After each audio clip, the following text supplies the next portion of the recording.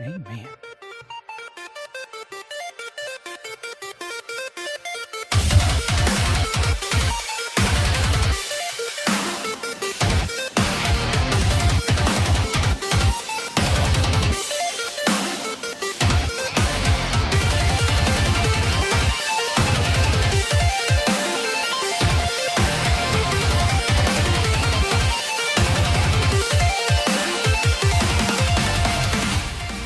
Hello, and welcome back to another episode of the Backlog Breakdown, a video game podcast where we seek to encourage and equip the church to engage the medium of video games wisely and responsibly, or as I am prone to say, wisely and well.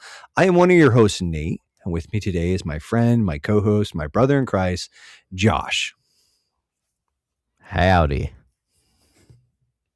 Dude. Yeah, we get it. I used to live in Texas. Good for you.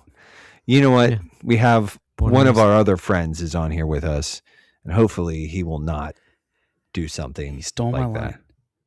line. I always start with howdy, folks, but here we are. You do. That's right. You do. It's fine. It's fine. It's fine. I'm Mark. Stole it. Hello there. It's Mark Erickson, or Quick Mark from Quick Play, the podcast formerly known as 11 and a half minutes to talk about video games. I get why you changed the title, Mark, but sometimes it makes me sad. It was a little bit of a mouthful, bad for SEO. And also just too many episodes were not 11 and a half minutes. So yeah, we had to rebrand, but we're here now. I don't know, man. I enjoy I know that there were more than a few of those episodes that went a little too long were probably with me. It's me. I'm the problem. It's me. Thank you, Taylor. And I sort of relish the irony of going in there and just like saying like, yeah, we're going to make this a little longer. This time limit, we don't need those. We don't need those stinking leashes. Oh man. No. I don't know where that came from.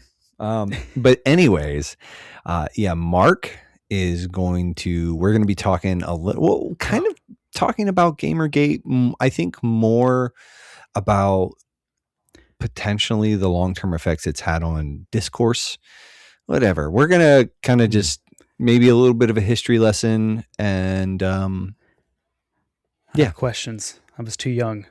I feel like I missed stuff. So we'll get into the stuff I missed. I don't know history. That you missed anything, but okay. Here's the weird thing is I feel like everyone missed it when it happened because it was such a nothing burger that blew up into everything. So that's the weirdness of Gamergate. Because why do people care about gamer, like just some gamer drama anyway?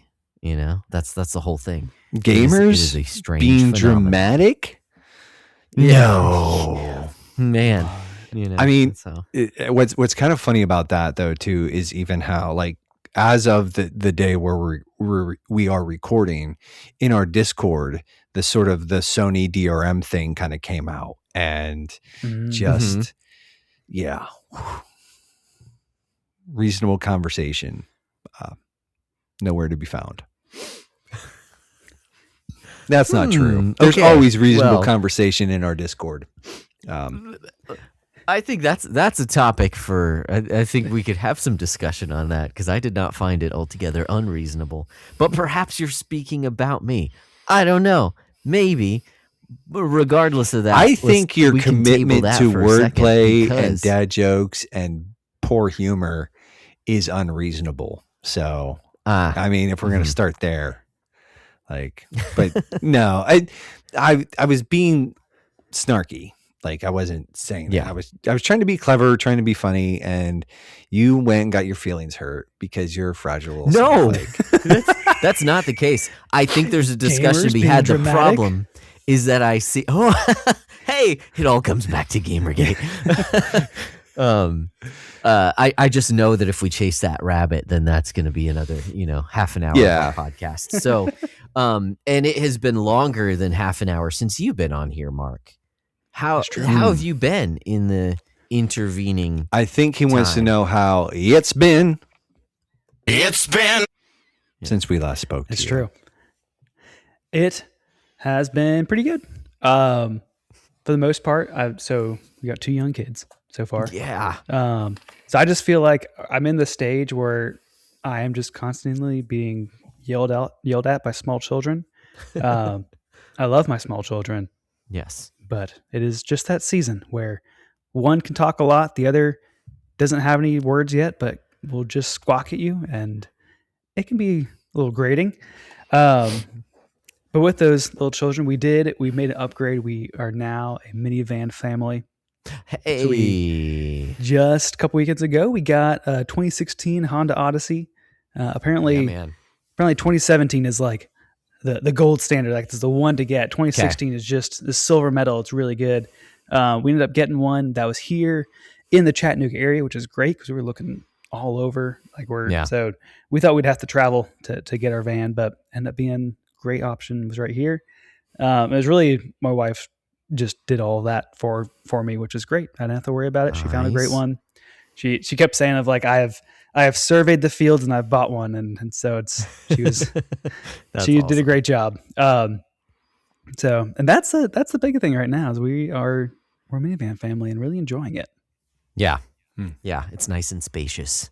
That's awesome, dude. Oh yes, it's very nice. That's all for me. That's where I'm at. Cool. Nate, how have you been? I am the living embodiment of the Matt Damon gif. That's how I am. Where he gets old, like that Matt Damon gif. Yeah, that one, or the one from Real American Heroes or whatever, Team America. That's the Matt Damon. No, Matt Damon. Matt Damon. Mark's like, I have no idea what these two idiots are going on about. It's just puppets. Don't worry. It's I just understand. puppets. I haven't seen it, but Creators of South I Park. understood that reference. But yeah, I have successfully completed another trip around the sun. I am 45 now, and I have Congratulations. I feel old. Take a breather there. Like as I get older, I understand that whole like I love that line from the Lord of the Rings movies where I think Bilbo says like I feel like too much butter spread over bread kind of thing, like where I feel thin. I don't feel thin because I'm fat. Yeah. But I definitely need to start watching what I eat and start getting some strength. But all that being said, things are okay. We visited the dentist for Byron because when he seized, he chipped his teeth, and the prognosis was not super awesome. It's kind of like one of those things where it's just like, we didn't want to hear that. So it's just, yeah. Yes. But that part wasn't fun. But, all things being said, it was pretty good though. Yeah. So, yeah. Well, happy birthday, good sir. Happy birthday. I wasn't gonna say it. Like I wasn't gonna be like, yeah, for the next like little bit, yeah. But yeah, today was that day. I wasn't gonna bring it up. I was just gonna. It is your past birthday. It is as we record. It is your this. birthday. Here's the banner. Yeah. Nice. Yeah. But Good job. But yeah, no, we're doing pretty good. I guess like we've had a few days, like my parents came into town for the weekend, and it's like been one of those things where we have done a lot of really, I don't want to use the term feasting because feasting is a little like more grandiose, but like we have eaten a lot of really good food. Like when my parents were here, a new donut shop opened up in town. It's called Dean Donuts. They just make like sort of like bougie cake donuts, and they're really good. Okay. So they just opened up, so we got some of those and brought those home the one day. Then we took them to a sort of dairy country store called Moo Echo Dairy. That makes like, it's like run by a bunch of like Mennonites. And so it's like you can kind of go in there and there's a bunch of really cool Mennonite type food and stuff. And so we ate there and then, we had today pizza and ice cream cake and so lots of eating of fun foods, which is awesome for my baseline. So, you gotta celebrate though, man. So it's his birthday. Yeah. Good times. But so all things being considered, we're doing just fine. So how are you, sir? Sweet. How are you, Josh? Nice. That's what I want to know. Doing well. Family's well too. So we are good. I have been at the church denomination association, whatever. The EFCA, we had our central district conference the past 2 days. And so that is where I have been. Conferences it's a good time, but man, oh man, just like sitting for most of the day, you get to drink a lot of coffee. That's nice. Meals were great. Fellowship is awesome. Being able to see people from all around, this area. It's great meeting new people and then catching up with other people. It's a great time. But it just throws me for a loop that I feel like sitting all day taking notes. And then I'm just tired at the end of the day. And it's like, from what? From taking in information. I get that. But, that's how it goes. So that's where I've been. Thinking is hard work and it burns calories. And that's why a lot of people just don't do it. Mm-hmm. Right. So with that Gamergate, I can't recommend it. Also leads in. Oh boy, we'll be there soon enough. But I do think it is time to sort of move along here. And while we are a video game podcast, we also like to talk about some of the other things that we've been into, or we like to share some experiences. Yeah. Oh, there we go.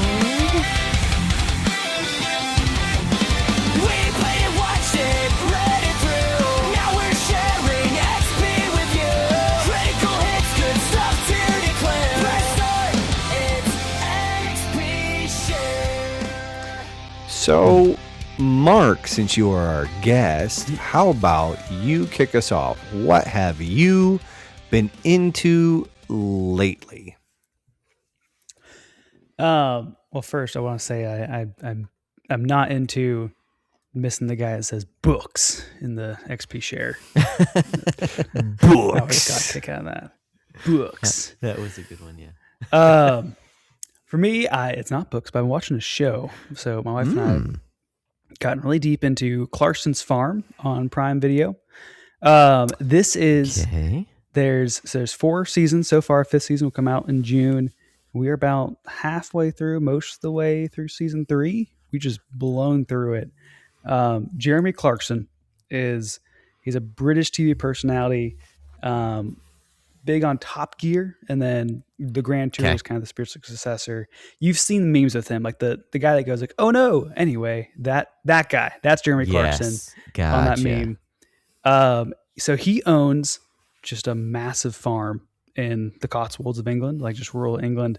In 2019, his farm manager was retiring, and so he decided, like, "Hey, I'm like, how about I just do it myself, and I'll make a TV show off of it of learning how to farm." And he's just this like large personality, like kind of up there in age. I think he's like late 50s or something. So it's kind of like, I'm kind of want to retire soon, but just looking for the kind of next thing. I'll learn how to farm my own farm. And it's mainly him like learning how to do it, but also just all these big dumb ideas that end up just causing consequences for everyone around him. Like the second episode, the British government, he explains like the British government gives you a subsidy to leave fields untouched. Like all that happens, like it's just once a year you have to mow it.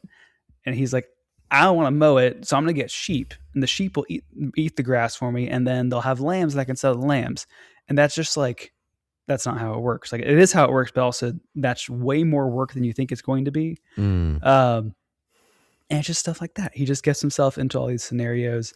I should note it is British, so there's a lot of British language. I apologize. I think it is technically TV-14, but if it was in America, if it was made in America, this would be MA for language. But it's overall, it is pretty like thematically pretty wholesome. Like it's very much like about showing like the value of hard work. The just kind of how hard it is to be a farmer kind of shows a spotlight on just like, oh yeah, like the weather like can have dramatic impacts on tens of thousands of dollars at the end of the year. And it be incredibly stressful. The show can be a little bit overly sentimental at times, but it's pretty like it's overall just really funny. There's also the other kind of the second lead is this guy named Caleb Cooper, who he's like 24 when the show starts, and he's hired on as a farmhand because he's been working on it already. And he's just already this kind of grumpy British curmudgeon guy in his mid 20s. And he just like, it's a great dynamic between Jeremy Clarkson and Caleb. And he just figures out how to be on TV so quickly. It's like the first few episodes, it's just him kind of like not really sure what to do, but then it just so quickly. He is like, yeah, I'm just going to say whatever I'm thinking and it's going to be hilarious. And he just like will jab at Jeremy all the time. And so, yeah, if you can endure the language, it's really worth watching. The first couple episodes are pretty slow, but it kind of picks up, and it's an easy watch. You can kind of have it on a little bit in the background. It's, it's just a good time, funny time. Nice. I'll have to check that one out. That one sounds like up our alley for my wife and I. So nice. Yes. I love British television. Like it's. Yeah, I know they're sweary and they use some like salty language. And I don't know, maybe that's part of the appeal for me. But like, also, I think just British television is just it's way better than American television. Let's just be honest. I realize this is kind of like in the medium point between Great British Baking Show and I forgot the name. Is it Mastermind? Like the improv show. Oh no! Are you Taskmaster? There we go. That's it. Oh, yeah. Taskmaster. Yeah. Yes. So it's kind of between the two of those. This is where Clarkson's Farm sits. Nice. So if you like those, you'll probably like this. That actually might, because like my wife loves both of those. I like watching Taskmaster.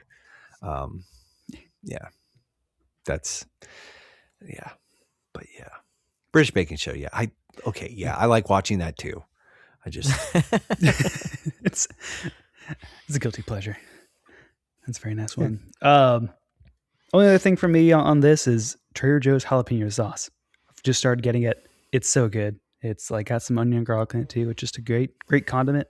Been throwing it in some like Asian stir fry with some soy sauce. It's like great. It works out well. You can put on some tacos. You can put on some burgers. It's like $3. Trader Joe's jalapeno sauce. That's your recommendation. Nice. I'll have to check that out the next time I make my way to Trader Joe's. We'll see. Nice. That looks. That's all I got. Josh, how about you? What do you have as far as experiences to share? Okay, so we share different kinds of media, and this is actually I want to share an experience that I've had in order to experience media better.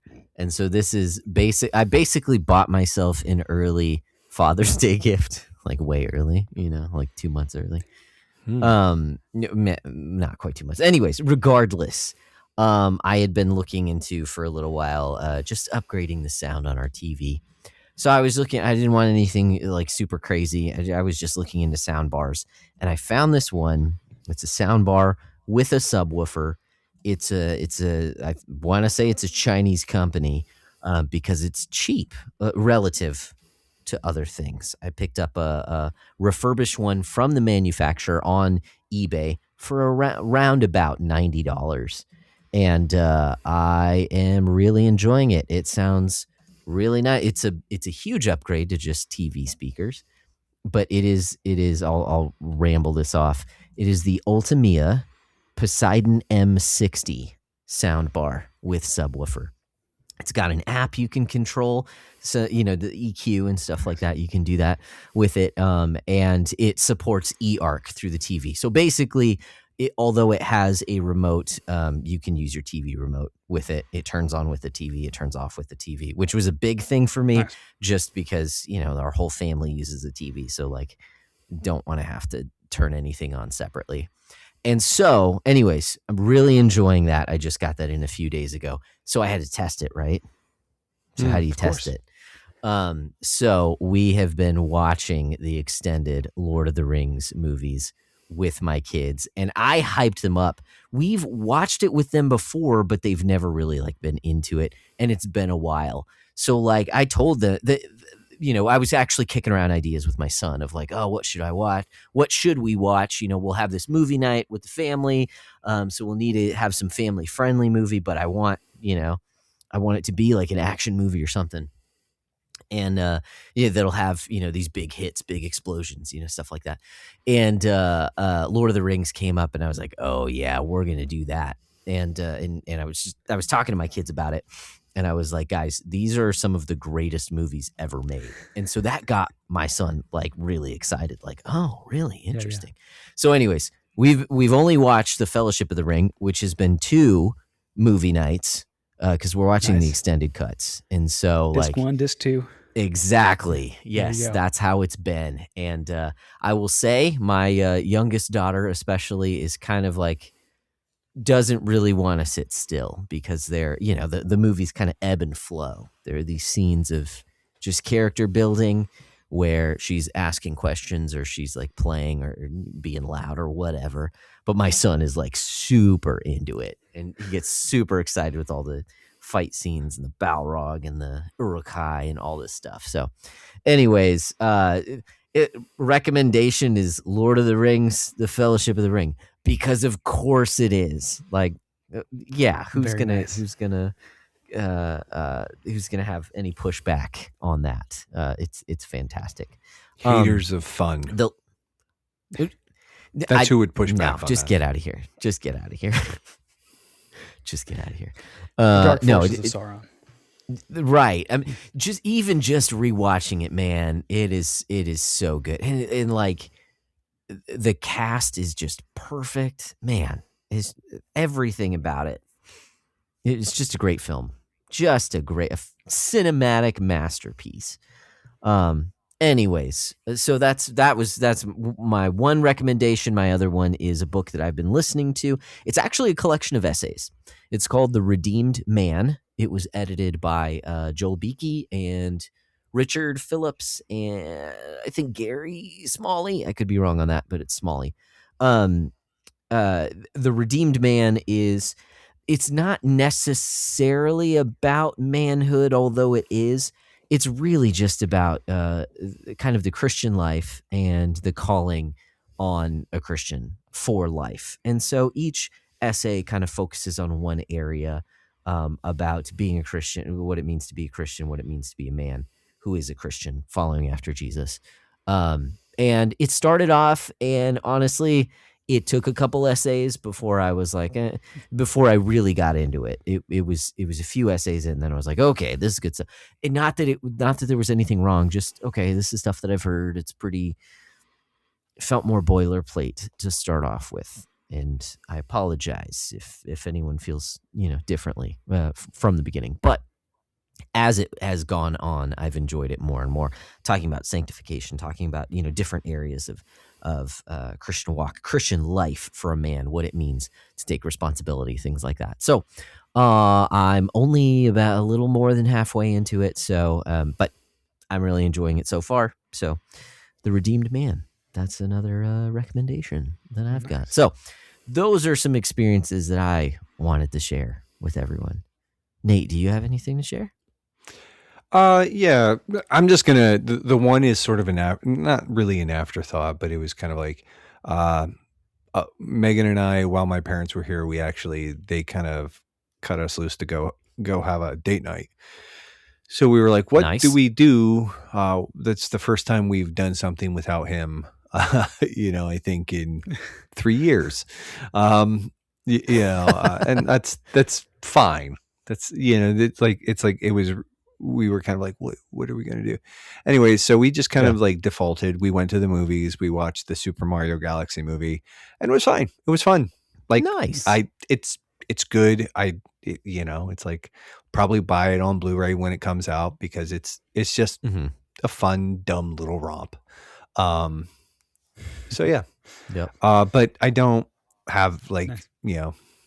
I don't have too much to say on it really. It's just like, it's like, yeah, but I liked it. But as far as I had actually posted this, I was going to use this in a different episode a while ago, but one of the things I've watched over the last few weeks and I just really enjoy, and I don't keep up with his content nearly as much as I like to, but Kyle Bossman, he used to be part of Easy Allies and left and kind of started doing his own like YouTube, like short form ish content called, daggone it. Delayed Input is the one series, that he does. He did a video within the last 2-3 weeks. It's called, and I just had the notes in front of me, but Making $1 Million Indie is easier than I thought. It's a bit of a reflection on the III indie spotlight showcase thing that they did not too long ago, and he has some thoughts on that, and it's kind of funny. Actually, it was Mark, I listened to the episode of Quick Play that you did on that, and then I watched this later, and I thought they were kind of like, they're talk about different things, but it was kind of fun to sort of like pair those two things together. Gotcha. Sure. Yeah. But anyways, I think he's funny. I enjoy his insight, but the thing I really want to encourage people to do is like, and this is a bit of a discovery for me. Not that I knew this existed, but apparently, we always just called them crushed red peppers, and not the red pepper flakes. But when you get a sub style sandwich or a hoagie, as we like to call them out here, sometimes you can get this like paste that they make with hot red peppers, whatever. And I found out it's called pepper relish. And I'm just going to say like pepper relish rules. It's really good on sub sandwiches, hoagies, hero sandwiches, whatever you want to call them. If you are a person of taste, you should probably get pepper relish on those sandwiches. That's very nice. Yeah. Like I said, I didn't know that they called it pepper relish, and I saw it at the shop we were at today, and I was like, hey, can I get some of that? And they're like, pepper relish? And I was like, yeah, that. So, yeah. So. I didn't know it existed. Yeah, well. But I like it. Oh, dude, it's really good. I'll seek this out. I don't know if the Southeast is known for its pepper relish, but I'm sure there's something around here that hasn't.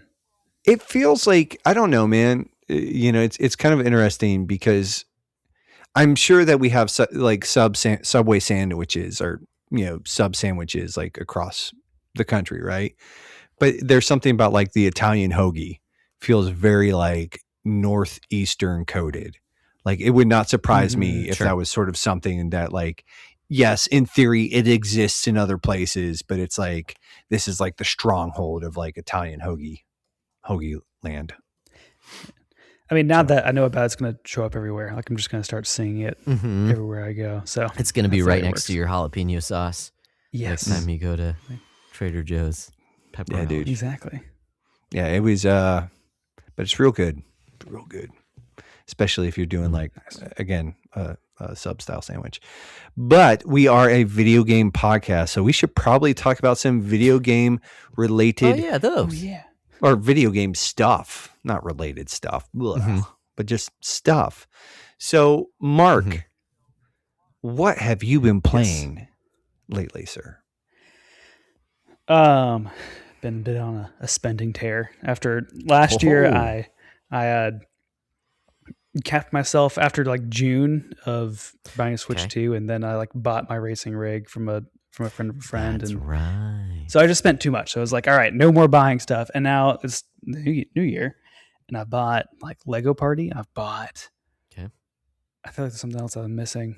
A couple Lego Marvel games, and then most recently, but I bought Kirby Air Riders because it was Costco had it for $30. Nice. I think you might hear this later on the podcast too. Is there an echo? I just happened to be there at Costco and was like, oh, this game is $30. I remember seeing that around. I didn't realize it would be here too. So came home with it. And it is the sort of game that I loved Kirby Air Ride on the GameCube. Okay. That was like playing City Trial at friends' houses was like a kind of a key memory. I was really excited about Air Riders, but it's kind of every time I saw it, it was like, I'll get to that eventually. So $30 was like, that's the perfect price point. I'll grab it. And I know Air Ride was like, the criticism of that is a lot of times it's like there's just not as much to do in Air Ride.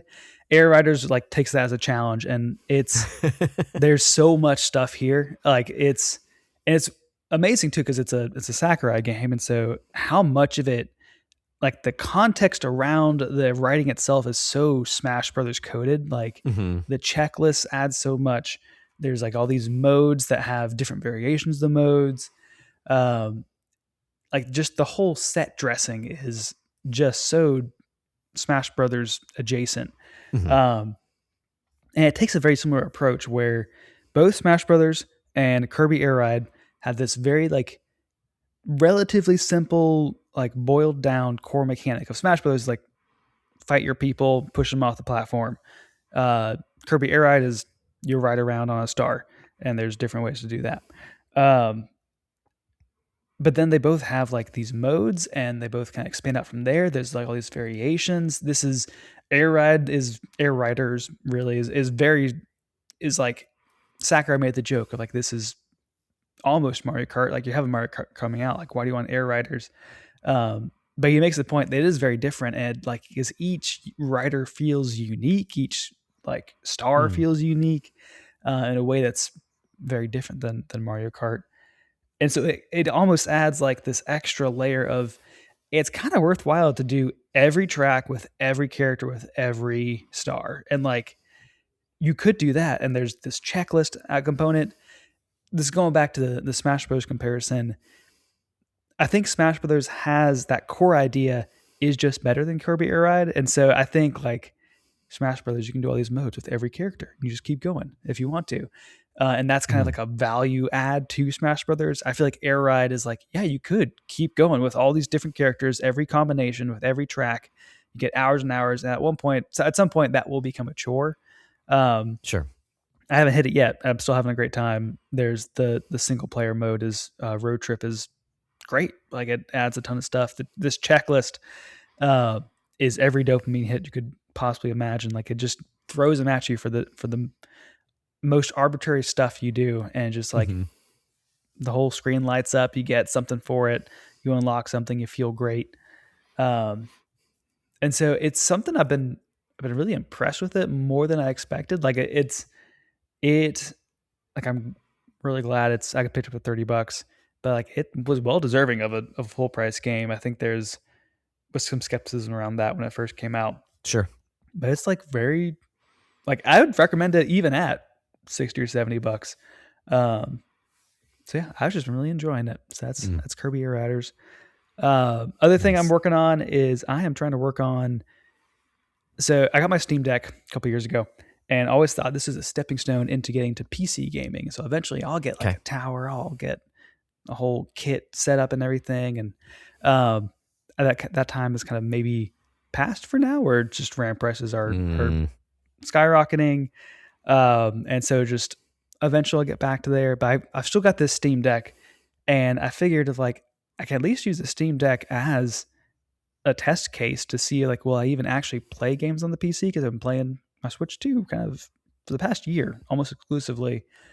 At the same time, I played Lego Marvel with my son, who's 3, so he barely played it, but he had fun. Yeah. And so I got Lego Avengers and Lego Marvel 2 on Steam as well.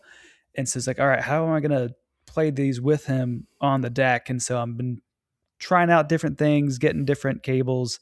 I really struggled with like Bluetooth just was not reliable with the Steam Deck. It turns out if you like hardwire stuff, it works amazing. So it's like I got 15-foot USB-A to USB-C cables. I've got just a USB-C hub that plugs into the TV, and it works like a charm. Using the Xbox controller, using even the Switch 2 Pro controller is working great, even though the buttons are a little bit wonky.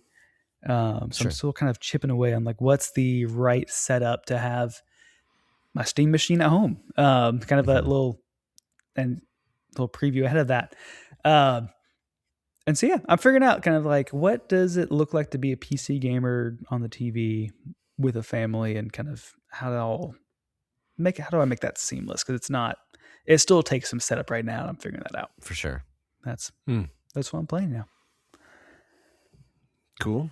That's cool. That's cool. Yeah. That's a bunch of definitely some challenges there. That's the thing about PC in general, is like it gives you so many options, which is like greatest strength, but also its weakness of like so many different options. So then you have to worry about latency and drivers and all this other stuff, and and it can be a headache, but also when you get it dialed in, it's really nice.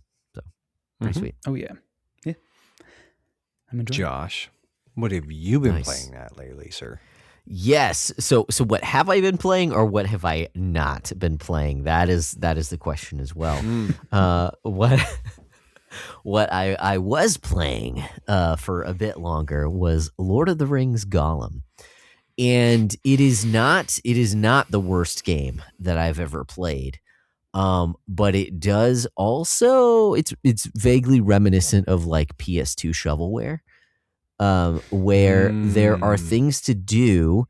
It's not a buggy mess that I expected it to be, but there are things to do. You kind of where to go, but it's not fun. So like I'm accomplishing things, but it's just not doing anything for me at all. So I say, what am I playing? What am I not playing? So I decided to put that one back on the shelf. It's not very precious to me. I'm fine with letting that one go and letting it, just abandoning it to talk about that later. Cast into the fire. Yes, cast it into the fire. No. Anyways, I did watch some videos on YouTube about the game, and I will say that I do not regret my decision based on some of the things that seem to happen. I don't know. It seems like towards the end of the game, maybe there's some interesting stuff, but it seems like it also takes quite a while in order to get there.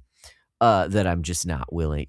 Because I'll tell you, my game time is limited. I might have said this on a previous episode. My game time is limited, and so when I'm playing something that I just don't enjoy, which again is not an active chore, but it's like I don't enjoy it, then I don't look forward to it, and I don't prioritize it.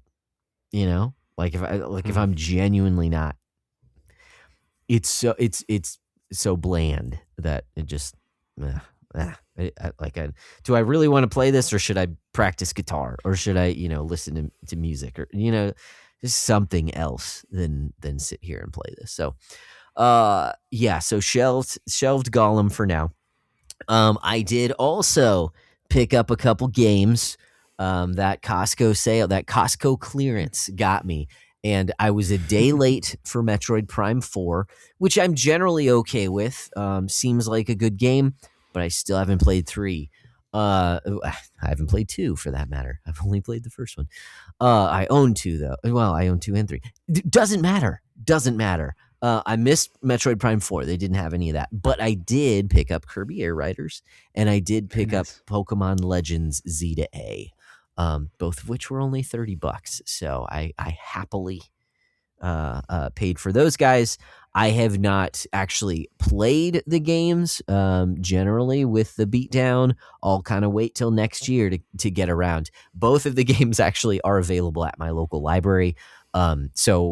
Actually, I don't know if my kids have played Kirby Air Riders since I purchased it, because we also have gotten Donkey Kong Bonanza from the library, and so they've been playing that for a bit. But I'm sure they'll come back to Kirby Air Riders from when they played it, from getting it from the library before, because it's a blast. And it's funny because when you were talking about it, you mentioned about how it just makes you feel, it's dopamine hit.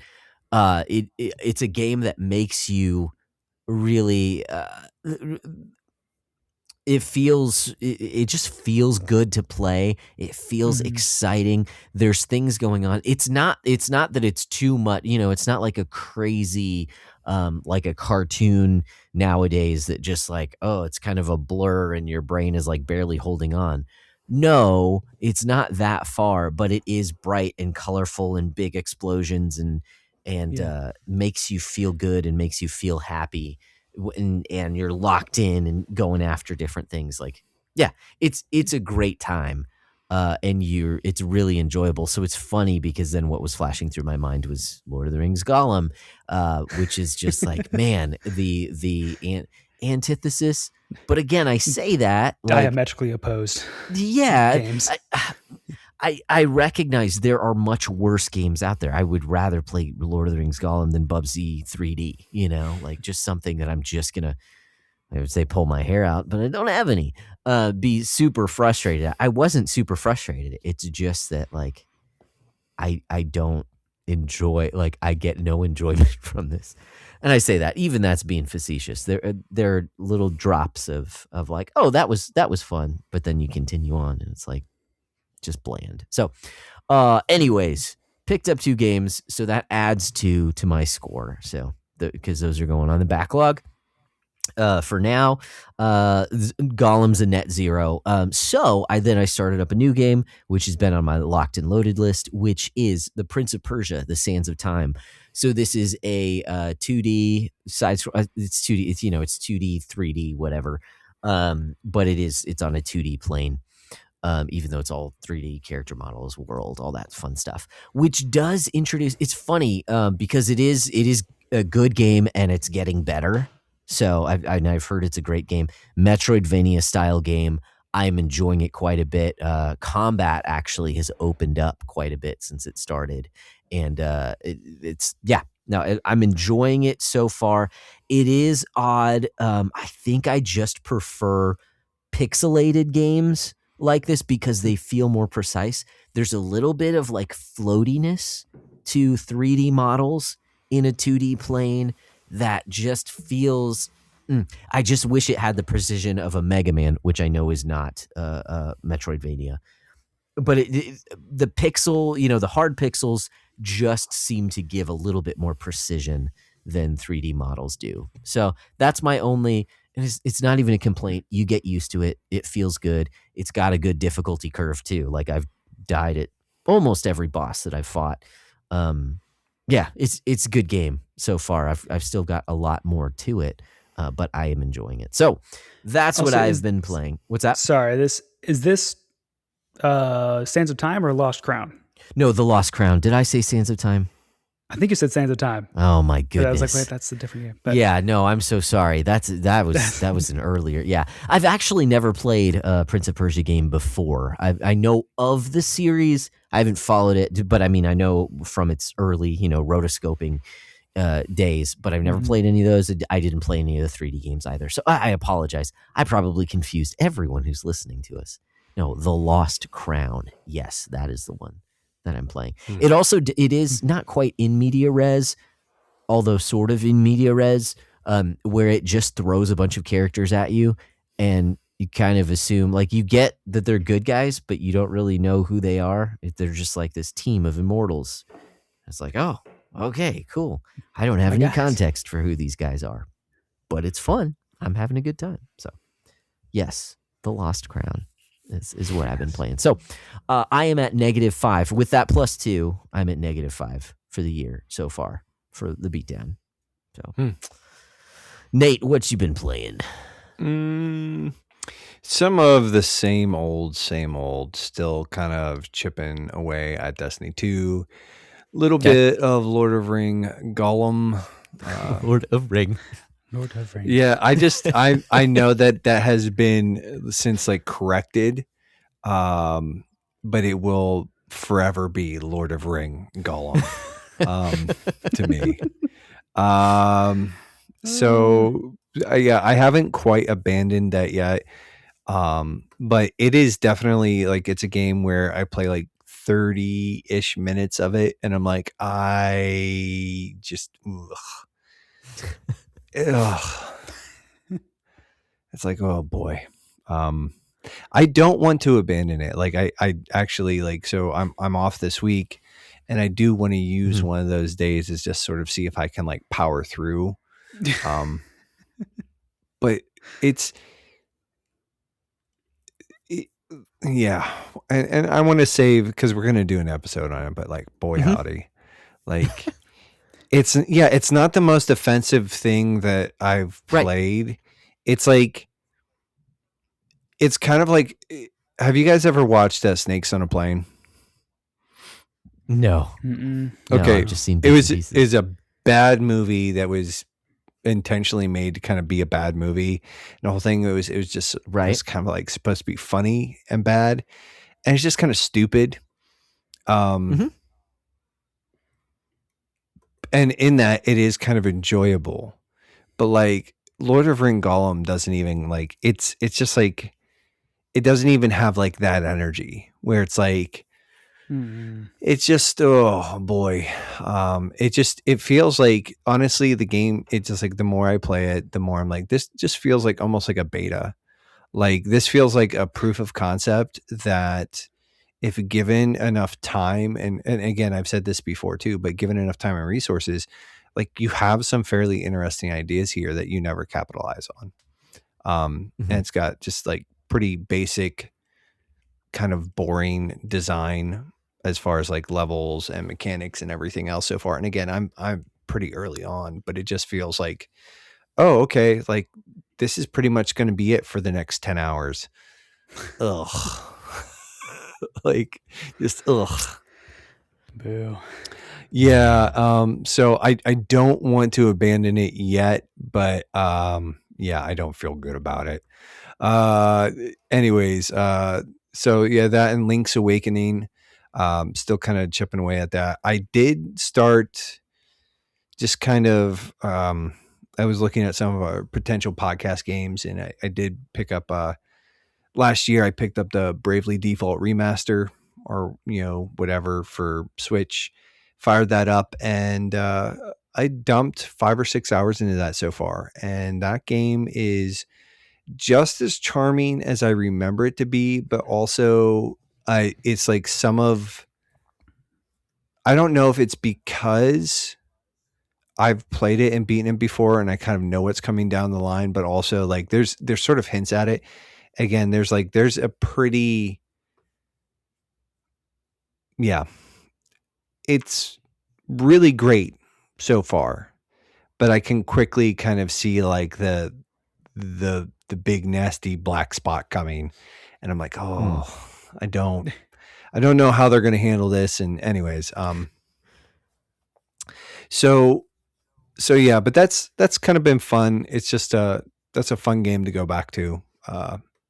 Yeah, that's sort of like one of those games where the job system and the depth of all of that really, that's kind of like, that's Nate bait for me, where it's, again, you get to build those sort of that Rube Goldberg machine with your characters and your abilities and everything. And it's like, hey, watch me break this thing wide open. And so yeah, just kind of having fun with the build crafting in that game. But you know, so I'm playing that, and I actually, you know, sort of kind of veering into pickups. I did, it was my birthday, and so I received a copy of Pragmata, or Dad Space. Dad Space. And what I'm going to say, dude, is like, there's a whole level of, Parker and I just recorded a headlines and hot takes the other day. And so we sort of mention it briefly, but there's a weird like controversy about like how wholesome Pragmata is. And there's like a whole subsection of the internet that has basically like outed themselves as being degenerate weirdos. And I'm glad. And I'm glad. like you know, that we know who these people are now. You know, yeah, but again, all that being said, like that game looks absolutely charming. I can't wait to sort of jump into it at some point in time. Looks super wholesome. Everything I hear about it sounds really cool. But also something that isn't as wholesome and leaves me with different feelings. Picked up Marathon and I'm sort of justifying this as a podcast. You know, you and I talked about it. Some friends of the show, Jeff Wofford and Isaac, who's one of our patrons, Sojourner, but they're playing as well. And we sort of jump in and we have one session in so far for a couple hours. And that game is like highs and lows. That the gameplay loop, like it's top tier controls. Like the gunplay is really, really cool. Just like it's Bungie firing on all cylinders. And then you play the game, and the first time you get just stomped into the ground by another player, you're like, I hate this. But then when you have like a successful extraction, you're like, I love this. And so there's a lot of like that back and forth, that push and that pull, that tension, where gives you a second wind. I can see the brilliance of this game, and I don't know how long it's going to last for me. But it's like, I can, like, what's there is really interesting. And it's like one of those games where it's like, do I want to like just kind of forsake everything else and kind of get good at this game? And I'm like, I don't know. But yeah, so that's been interesting. Like I said, not a ton of time into that, but it's kind of been like one of those things. So yeah, pick that up. How long you were going to stick with it. I think it's 26.2 miles. Shut up. I think. So I did pick up ugh. You ruin everything. So I did pick up. It's clever referential humor. It's not clever. No, it's not. It's no.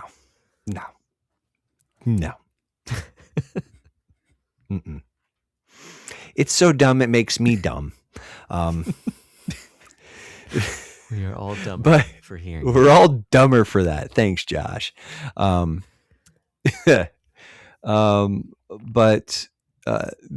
so I did pick up Pragmata. You know, I already got that as a gift, and so that's a +1. So it put me at 0. But speaking of podcast games, I did roll credits on Absalom. I'm not really sure how to say that word.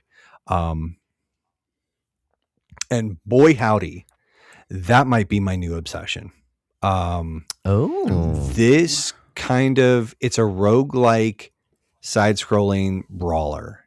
And I have a big old soft spot for roguelikes like Hades and Hades 2. Just like those are my jam. Well, Hades, I haven't played Hades 2 yet, but Hades is like definitely my jam. The loop is really, really good on this. There's 4, you start out with 2 characters. There's up to 4 unlockable characters. Each one of them feels pretty good. The controls in this game, and again, I want to save some of the juice for like, we're going to do an episode on this at some point in time. But it's funny, you guys were talking about Smash Brothers earlier, and one of the beautiful things about Smash Brothers is that the controls are very accessible, and that really mastery, like the high level play is really about mastering that timing. And you know, that's sort of like it's very reflex oriented, but like it's not combo dependent or anything like that. In a lot of ways, Absalom's combat feels very kind of super, like Smash Brothers coded, in that you sort of have like a pretty limited move set, and there are some like you do add in a few, not even combos, but variations, but a lot of it is very based on timing. And so there's like a parry break kind of pushback system that when you dodge at the proper time, or when you get like your heavy attack, like if you can do one of those into the enemy at the proper time, you actually open up sort of like a counter window, and you can attack and you punish them at that point in time. Like they call it punishment. And that sets up like you have a window for heavier damage. And so there's this like juggling kind of like I said, when you are really going, like when you kind of hit this thing on all cylinders, it feels really good. I think it's got a really great art style. And like any good roguelike, it's sort of about like the builds. So it's like getting those different pieces and seeing how they slot together. And like, I adore this game. Like, I rolled credits on it once. I intend to, roll credits on it with all 4 characters. So, but each character also has like a very distinct style, kind of flavor. And so, yeah, I think it's something pretty special. But, you know, and I bought that last year when it came out, because I was kind of I was just obsessed with the idea of this thing. And so when we got it nominated and ushered in as a podcast game, I was a little excited, because I was like, well, I wanted to play that anyways. So that kind of, so that gives me a -1. So I'm back down to -1. And Absolom's though. Absalom. I want to say Absolom. I don't know. Like that's the problem. Like made up words, just like, how do you say them? How do you say the made up word? Isn't that one of like David's sons? Yes. And so that's Absalom. how I would have pronounced it. Yeah. Absalom. That's true. That's an OM, Absalom. Absalom. Okay. But that's what I would think it is. But now I'm looking at the cover art, and the O is accentuated in the cover art. There's like a glow Absalom. to the O. Yeah, that makes that O seem like it's emphasized more. Absalom. So I'm just saying I have clearly no idea, except that I would naturally just think, oh, Absalom. But now I'm not so sure. Absalom. Like, because I'm thinking like absolute, but you wouldn't say Absalom. You'd say Absalom.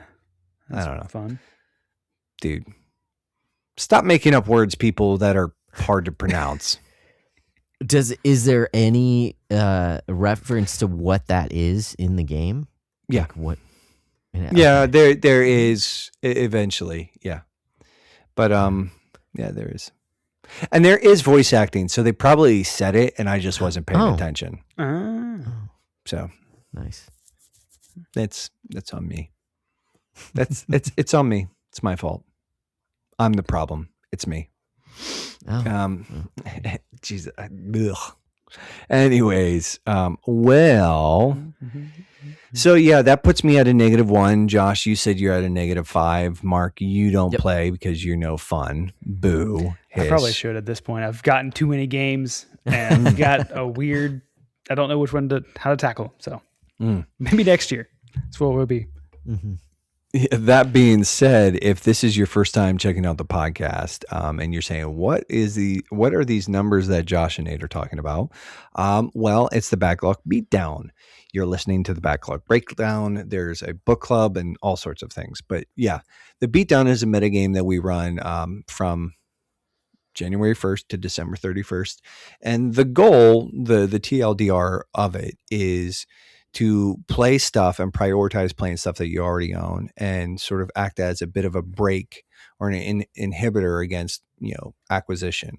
So you add to your score when you buy things, and when you beat things, you take away from your score, thus taking away from that pile of shame or your backlog. The rules are a little more nuanced than that, but not by a lot. And actually, we just got a question for clarification about the breakdown rules, or the beatdown rules, that we still haven't finalized for this year because we're super awesome at things, Josh. So I've been meaning to talk to John anyway, so maybe he and I can hammer that out and get those actually locked in for 2026. They kind of are. There's like one or two quality of life things that we need to just clean up some language on. But anyways, that's the TLDR. If that sounds in any way, shape, or form like a little bit interesting, you can reach out to us through email, through the socials, whatever. Over on Discord, we have a channel in our Discord server devoted to it. The rules for now are pinned to the top of that. Like I said, 2026's rules, there's some slight editing. But hey, like I said, if you're interested, it's there. That's where you can find it. Other things that might interest you and that you might want to check out, it's this podcast. We have a Patreon like so many other podcasts, and you can look at it as a tip jar, or you can look at it as a way to partner with us. If you like what we're doing here and you're looking for a way to go a little bit above and beyond, so you've done the sharing and the caring, you've done the rating and the reviewing, you've made your grandmother listen to us, which why would you do that? That's a terrible idea. Unless your grandma's super cool and she likes video games. Well, then you've done her maybe, I don't know, maybe we might be young men or youngish men that she doesn't approve of. So who knows? Sorry, grandmas out there who probably aren't listening to this. But all that being said, we have a podcast or we have a Patreon. And it's not just give us money, please. It's actually, there are perks. So each patron gets early and uncut access to each and every episode. They get an exclusive podcast called The Bro Hang, which just tends to be a lot more stream of consciousness. It's sometimes we talk about video game stuff. Sometimes we just talk about other dumb stuff. Sometimes they're a little sad or heavy, but yeah. Sometimes we say things that we probably shouldn't. So anyways, if you like some of the banter, you can find more of that over at the Bro Hang. And for as little as $1 a month or more, if you want to give us more, we like more. Other things that gets you, though, is voting rights to help. We were talking about podcast games. We have this year it's 7, but going forward, it'll be 6 games every year that we will commit to playing. So we talked about Lord of the Ring Gollum. That's one. I talked about Absalom. That's one. Let's see what are, I actually mentioned Bravely Default Remaster. That's one. Right. We're not Persona, Shin Megami Tensei 5, Vengeance, Tunic, and then it's 4. That's right, Tunic. Yeah. Wind Waker, Link's Awakening, and there's daggone it, it's in there somewhere. You know what? I'm not even going to I'm not even going to try to make my brain remember. I'm just going to look at our doc. That's another thing. Our patrons actually get access to the schedule. They can look at it and sort of, and if they see something that they like, and we haven't, Wind Waker, Absalom, Tunic, Link's Awakening, SMT Vengeance, Lord of the Ring Gollum, Bravely Default. No, yeah, I got all of them. I think. I don't know, maybe I missed one. I can't count. But they get voting rights. They also can hop on. So if they see a topic, or they can pitch us on topics, but they can hop on an episode with us and sort of chop it up with us. And but if any of that sounds appealing to you, again, if you like what we're doing here and you just want to sort of give us a little bit of an attaboy, if you want to partner with us as we sort of seek to build this thing out into, well, something bigger that, again, can encourage and equip the church to engage with video games wisely, well, we'd be glad to have you on board. That being said, lastly, but surely not leastly, we are proud members of the Playwell Network, actually alongside our friend Mark here with Quick Play. We also have other hosts are Paul Lytle, aka the Techno Funk Boy. His latest project is, what is it? I just Alartian Gates. The Alartian Gates. He's making a tabletop RPG.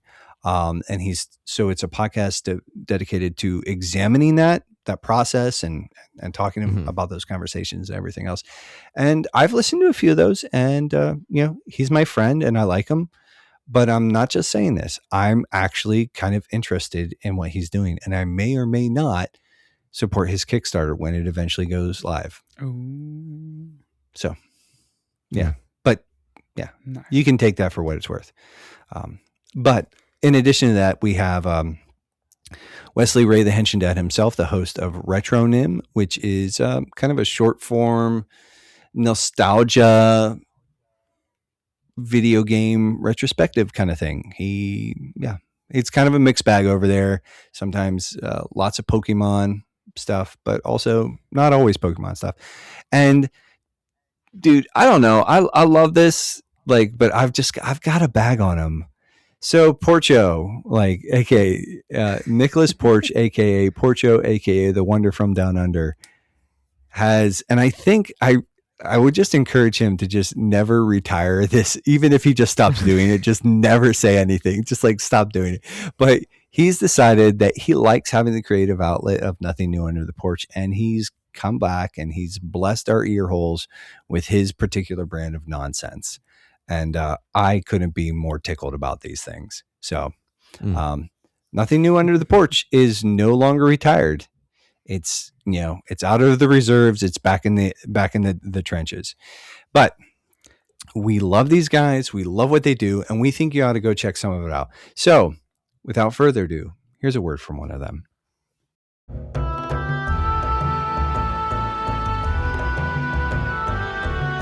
LRT Gates is a podcast about my upcoming heroic fantasy, tabletop role-playing, and novel project. As we have the Kickstarter this spring and work begins for the full game and novel that goes with it, I'm going to be podcasting my thoughts about game design, about adventure, about storytelling, and the ideas that are going into the game and the ideas that inspired me to write in it in the first place. We'll also have some real gameplay and stories from the world of LRT. LRT Gates is available wherever you get podcasts. And we're back. So tonight we're kind of sort of going to be talking a little bit about Gamergate. I think, there might be a little bit of a history lesson involved because Mark has pointed out that there's probably a significant amount of like the gaming population out there, especially you younglings, who weren't alive or aware of the scandal that sort of. To be clear, I was alive. Well, you weren't. Nine. You weren't a perpetually. You weren't a perpetually 10. on like perpetually online neckbeard, and so that's not very nice. I shouldn't have said that because. But anyways, but you weren't really sort of in a space where like you knew it was a thing. Yeah, and I wasn't. Yeah, to even just kind of like to punt us off,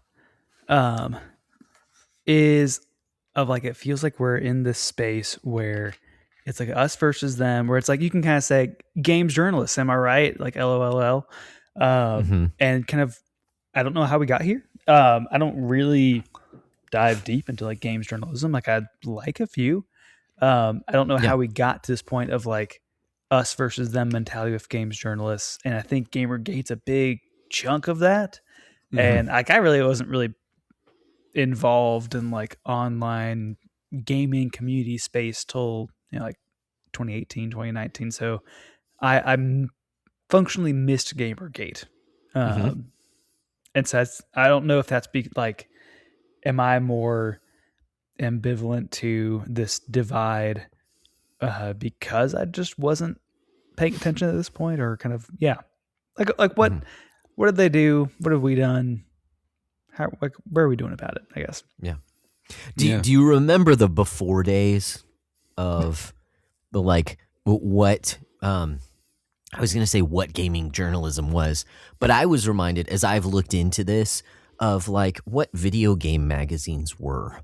Where a lot of it was like, hey, a preview for this exciting game, and admittedly a lot of ads. Okay, so that's always been a part of it, but ads for new games, but also like, hey, a preview. Here's what's going on in Japan. Like these games are coming eventually, and then articles like just about games and reviews of games. The editorials were, for lack of a better term, about games, not just about the things that the games are about or the broader implications of games in general, which, hey, I mean, we do that with this podcast too. This is editorializing. Okay. So, we want to play fair. But it really the before times. Again, I was reminded of this when it was about, and it was a different landscape too. You got a lot of tips and tricks, how to do these things, how to unlock this thing in this game, things like that too. But it was really focused on games, whereas nowadays it is hard to go to a games journalism website and not just be filled with editorials about what this new game. Well, okay, Pragmata, for instance, like what is this new game that people seem to be fawning over, say about the state of society? Like, oh wow, that was not something that you would see in a EGM. So I think there's, and I definitely think that's part of it. And I think there's a couple, at least two prongs to this. I think, so yeah, it wasn't as like politically charged. And I think that we have two things to blame. And I think these is that people's politics, I think it was of a time and an era where people's politics just weren't as important. The nation wasn't so politically divided or charged. And that you could have like a little more like, there were still tensions, like, but it wasn't as front and center. And I think that, so you have that, but that's actually part of that is, I think social media was introduced. And so social media has done a couple of things where, we know that the algorithm is exploited, but it's platformed a lot of stuff that, is questionable, and it's given everybody a voice to a certain extent. And it's kind of one of those things where, and so you have that, but then you also have a lot of sort of people that want video games to be taken seriously as art, and sort of they want to be seen as video game journalists as sort of as comparable to like art critics, or like we're real journalists too. And so you have them trying to push, so you have these like two movements, or these two, again, like maybe even three prongs that sort of all sort of are pushing to what I think eventually happens with Gamergate. And so it's because, like, yeah, Josh, I remember like EGM back in the day. Like that was like probably one of my favorite magazines. And I mean, I didn't go back and like reread any of that, but I don't remember things being as political. Like I don't, because it was like games. It was talking about game development. It was talking about like, it was talking about games. And there wasn't this need to editorialize about like the socio-political impact of X, Y, or Z. And so, and again, like, I think there's a couple different things going on, because like also like the types of games that we've gotten since the before times, like games as a medium have matured. Like, back then we had Metal Gear Solid and things like that. And even Shadow of the Colossus was part of that conversation at that time. But a lot of games were, I think, just, they were a lot more still sort of appealing to, they were still sort of in their, I mean, technically, I think video games are still sort of in their infancy, or maybe in their preteen era. Like, I know that's a big window, but it's like, there's shreds of maturity, and there's a lot of like, angst, like trying to be more mature than we actually are, kind of thing. But yeah, anyways, so it was like you're at the forefront of like games actually coming out that are sort of exploring like more artistic expressions. And so again, like I think there's multiple sort of angles to this. But like I said, I do think one of the biggest things was just like social media was introduced. Social media became the thing that it is. And unfortunately, once that genie's out of the bottle, like good luck getting it back in. Like, it's kind of, and I think that like, that's the kind of stuff though, that leads up to Gamergate. And I think it is one of those things that it doesn't get a lot of talk now because it's kind of historically done.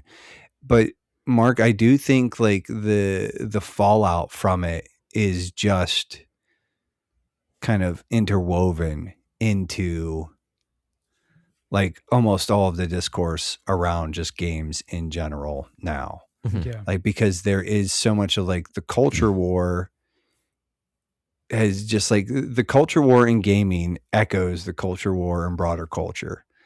And again, I think some of that is just because, or maybe not even echoes, but sometimes maybe even informs. Because I think that's one of the other things is that video games are one of the dominant sort of mediums of artistic expression.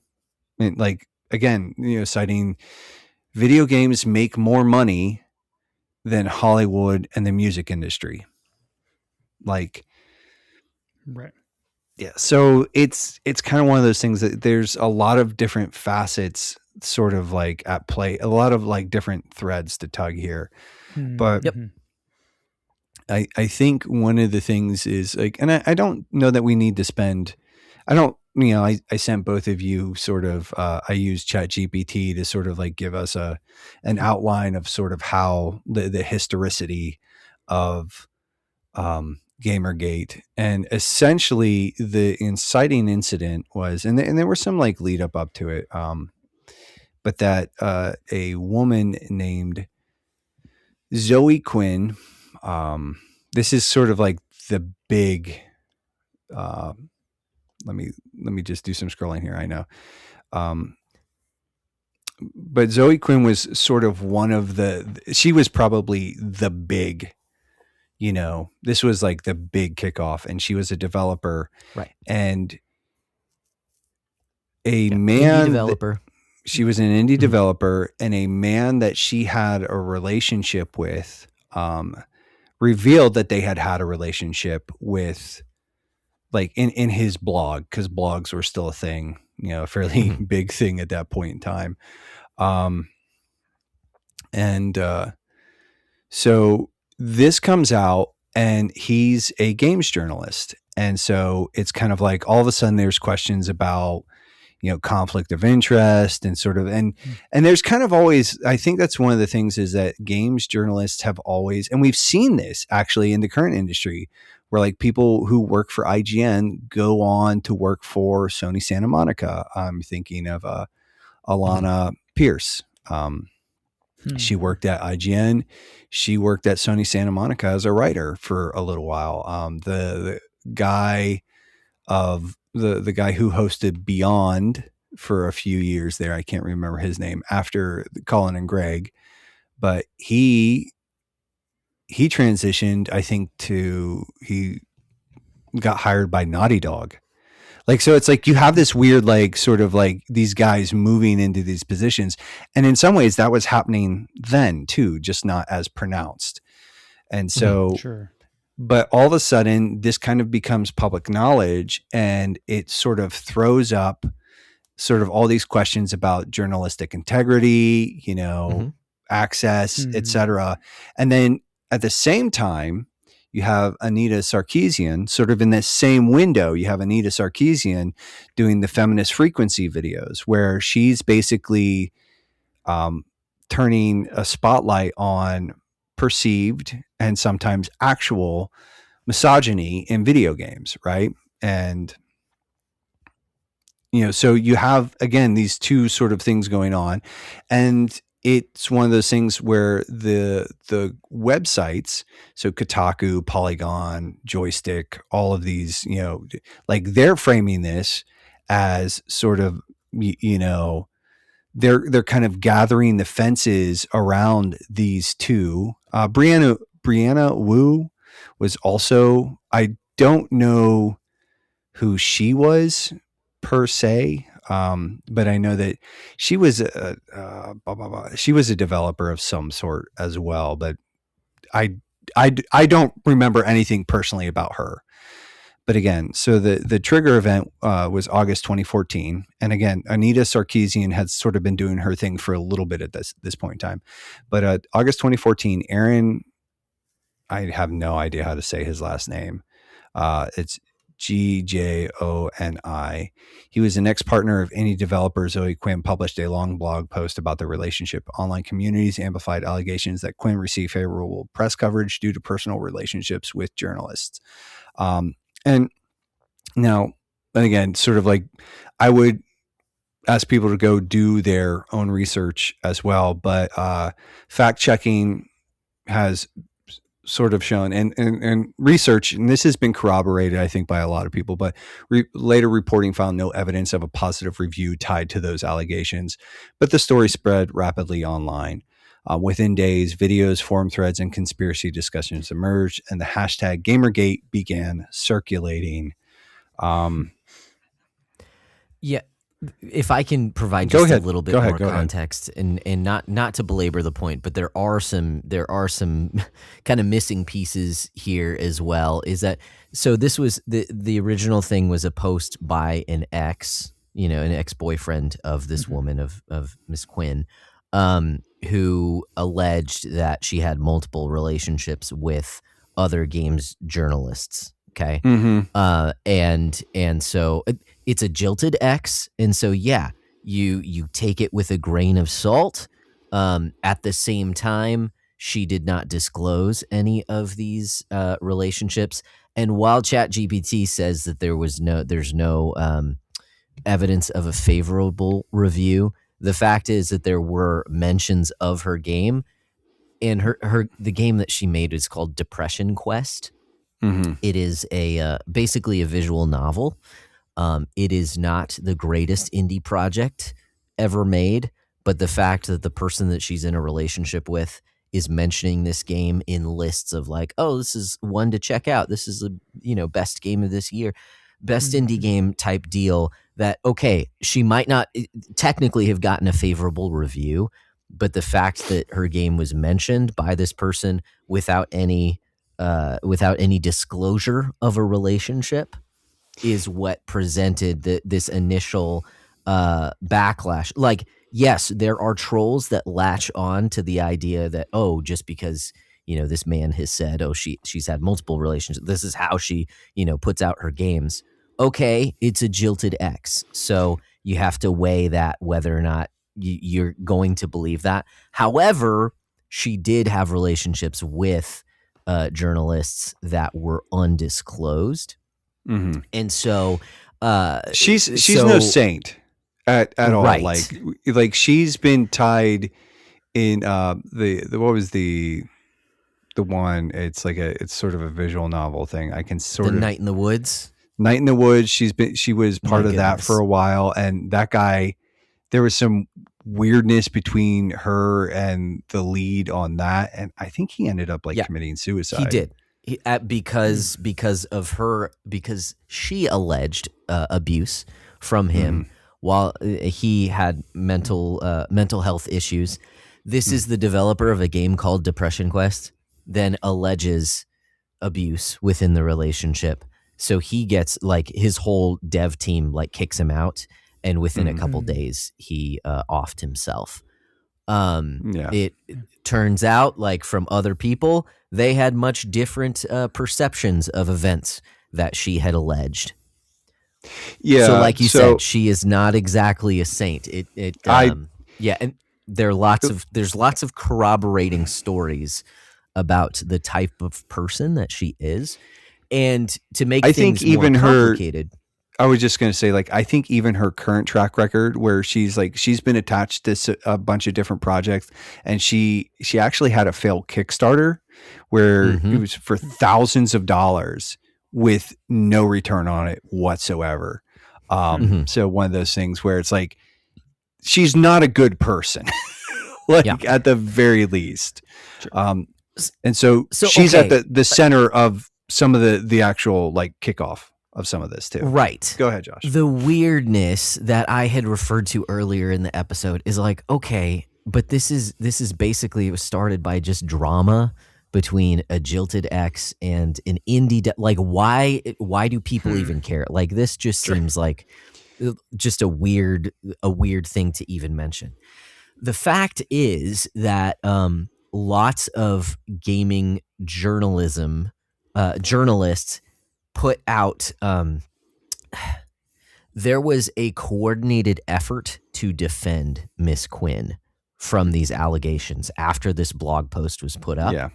There was an entire campaign by multiple gaming journalism sites that all wrote articles about how gamers are dead. Like the idea of the current batch of people who play video games are misogynistic jerks, and they are attacking Miss Quinn because they don't like mental health discussions in their video games. They don't like her what sexuality and all that. She, uses pronouns now. I don't know if she did at the time. Regardless, that this was all harassment, and that by and large, the gaming public, the journalism, these different websites like put out articles that basically talked about how horrible and toxic gamers are and how we need to do better. So while this was like a small little like drama inside between a few people that also touched on, there's some weird stuff going on between journalists and this woman, and there's, ethics in gaming journalism, was brought up. The backlash to that was that tons of different outlets decided to defend Miss Quinn and go on the attack against gamers in general. The very audience to whom you would think they would want to ingratiate themselves and who they would want to be speaking to, they are now attacking and putting her down. Well, it comes out that this was a coordinated attack.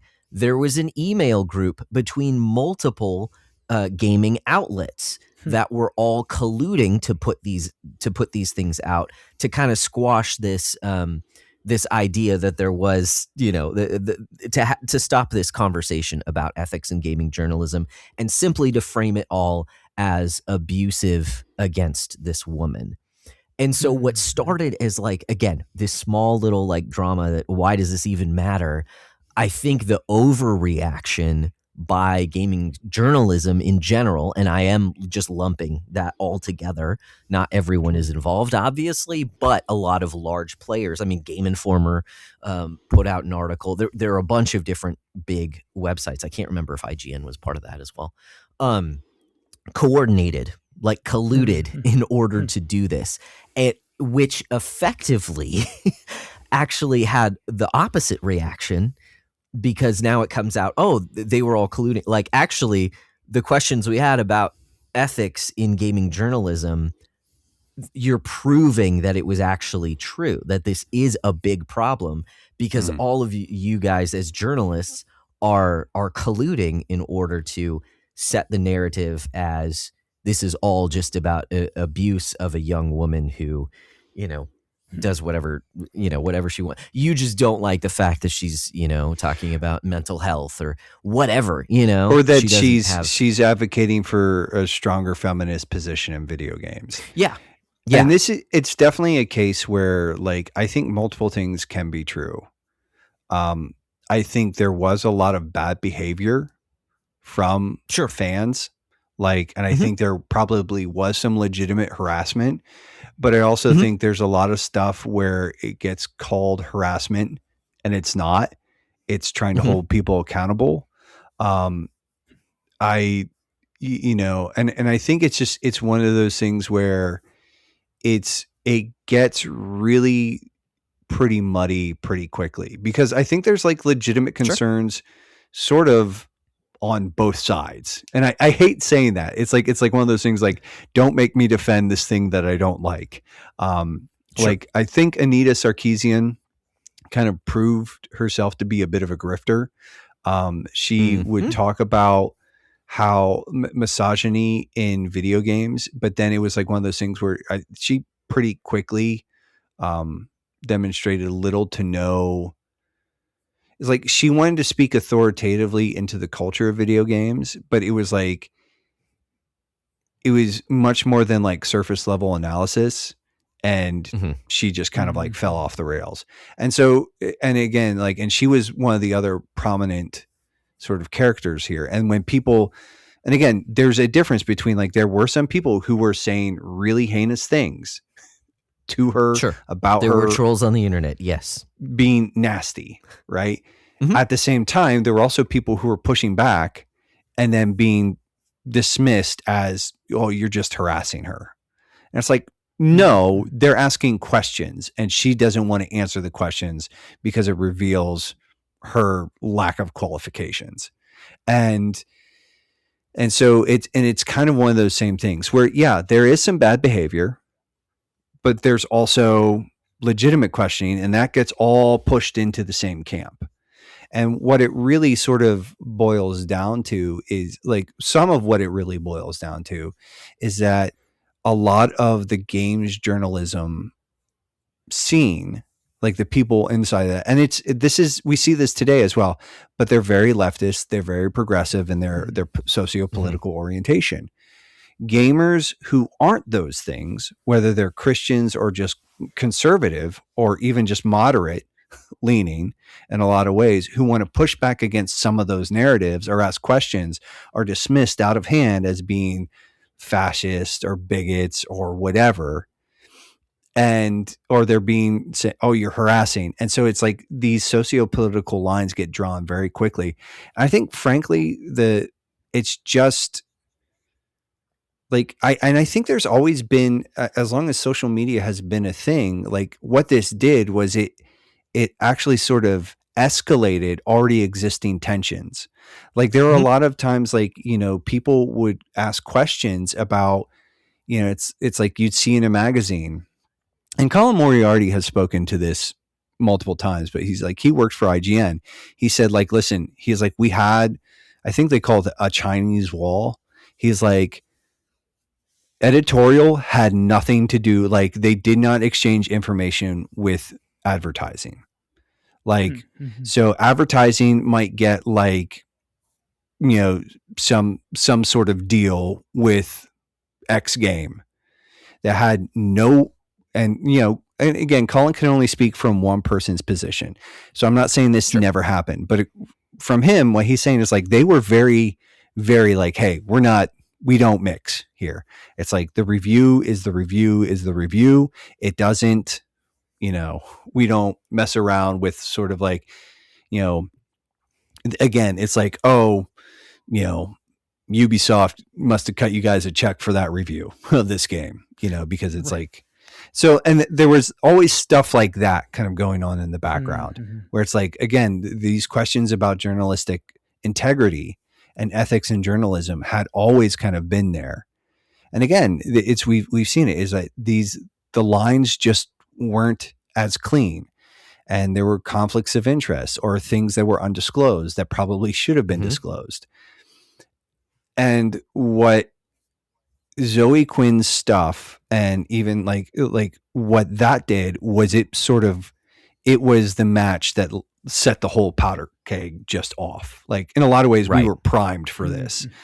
And, you know, and again, I think there's some merit to both sides, you know, and again, because I think there's, and I hate saying this, but there's poor behavior on, how about I say this? Sure.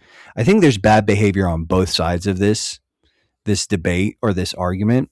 And I think in a lot of ways, those bad behaviors have never been meaningfully addressed and dealt with, and they've been allowed to perpetuate onwards. And so I think that like Gamergate in a lot of ways defines the modern sort of discourse, because those situations have never, like the ethics in journalism stuff has never really been addressed with any sort of like significant detail, I think, to the general public's, you know, satisfaction. You know, it's like like none of these outlets, and I think part of it too is like a lot of these outlets are dying. Like they felt very powerful. That was sort of much earlier on in the .com era, and I think that what's happening is again, like some of these people have sort of gone, individuals have been like the fan base has actually become a little more niche, and you have individual creators who are sort of eating into that. I mean, that kind of like that authority, a base, or that like sort of, I don't know what I would call it, but like, you have a lot of independent creators who are basically replacing, and influencers who are replacing, who are replacing some of these outlets. So, and that's, you're going to get a much more varied bag there. Yeah. Just like it tends to be a lot more individual. Yeah. And there's always going to be that temptation for this term access media that you hear kind of thrown around nowadays, is just having access to things. There's always going to be a temptation to play softball if a company is giving you access to what they have. So if you're getting an early access to a game, like, oh, you're probably there's even just a bias that we have when hey, if a company favors me, I will generally think better of them. And again, kind of play softball. So some of it might not be nefarious. I'm just saying that there's always that temptation. There's always that there. If you're going to be just always, if you have complete integrity, like, hey, then if you're always going to say what you think, then that means you probably aren't going to get, early access to to some games. I'll say some just to be charitable, now that could cause other problems that, like, hey, okay, you only get games on release day, big deal. But then, hey, maybe you're trying to fly through the game in order to get, your review out, kind of a thing. And that, I think that causes some problems too, because you have a different experience than someone, there's all kinds of stuff. Mark, we were sort of, even before we started recording though, we were talking about the review process. And I actually think part of what needs to happen is that reviews, like, and I get where people want that information so they can decide, like, to help them decide whether or not they want to buy a game. But I actually think the pre-release reviews are actually really detrimental. And I think that, like, reviews ought to, like, so many of these people are playing, like, burning through these games during pre-release. And I just think, I'm not sure that that's helpful anymore either. So, like, I think even like, we were sort of talking about that. I think actually that probably needs to change. I think that, I think it's helpful for bottom line sales.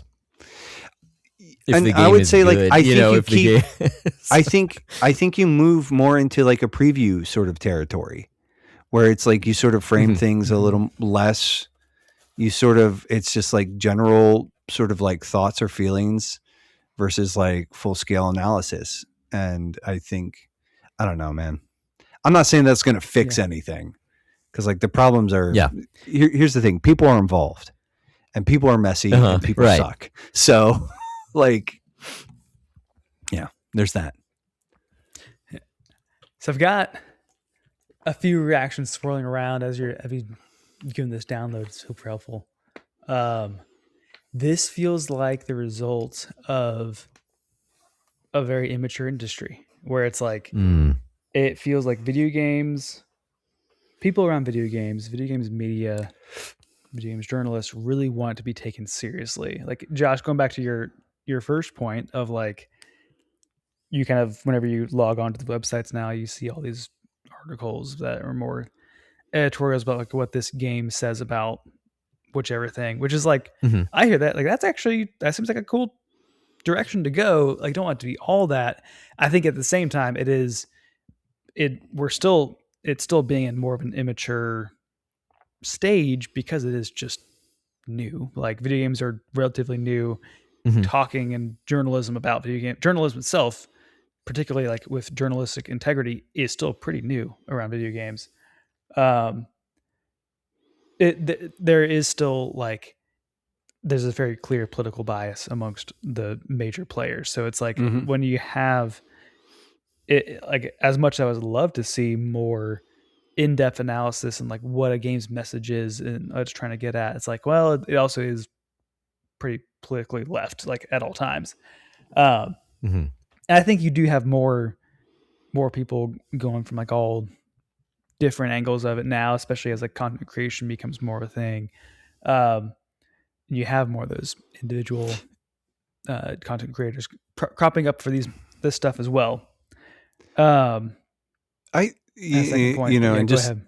something I want to sort of, I also think that like there's a pretty significant divide even in consume.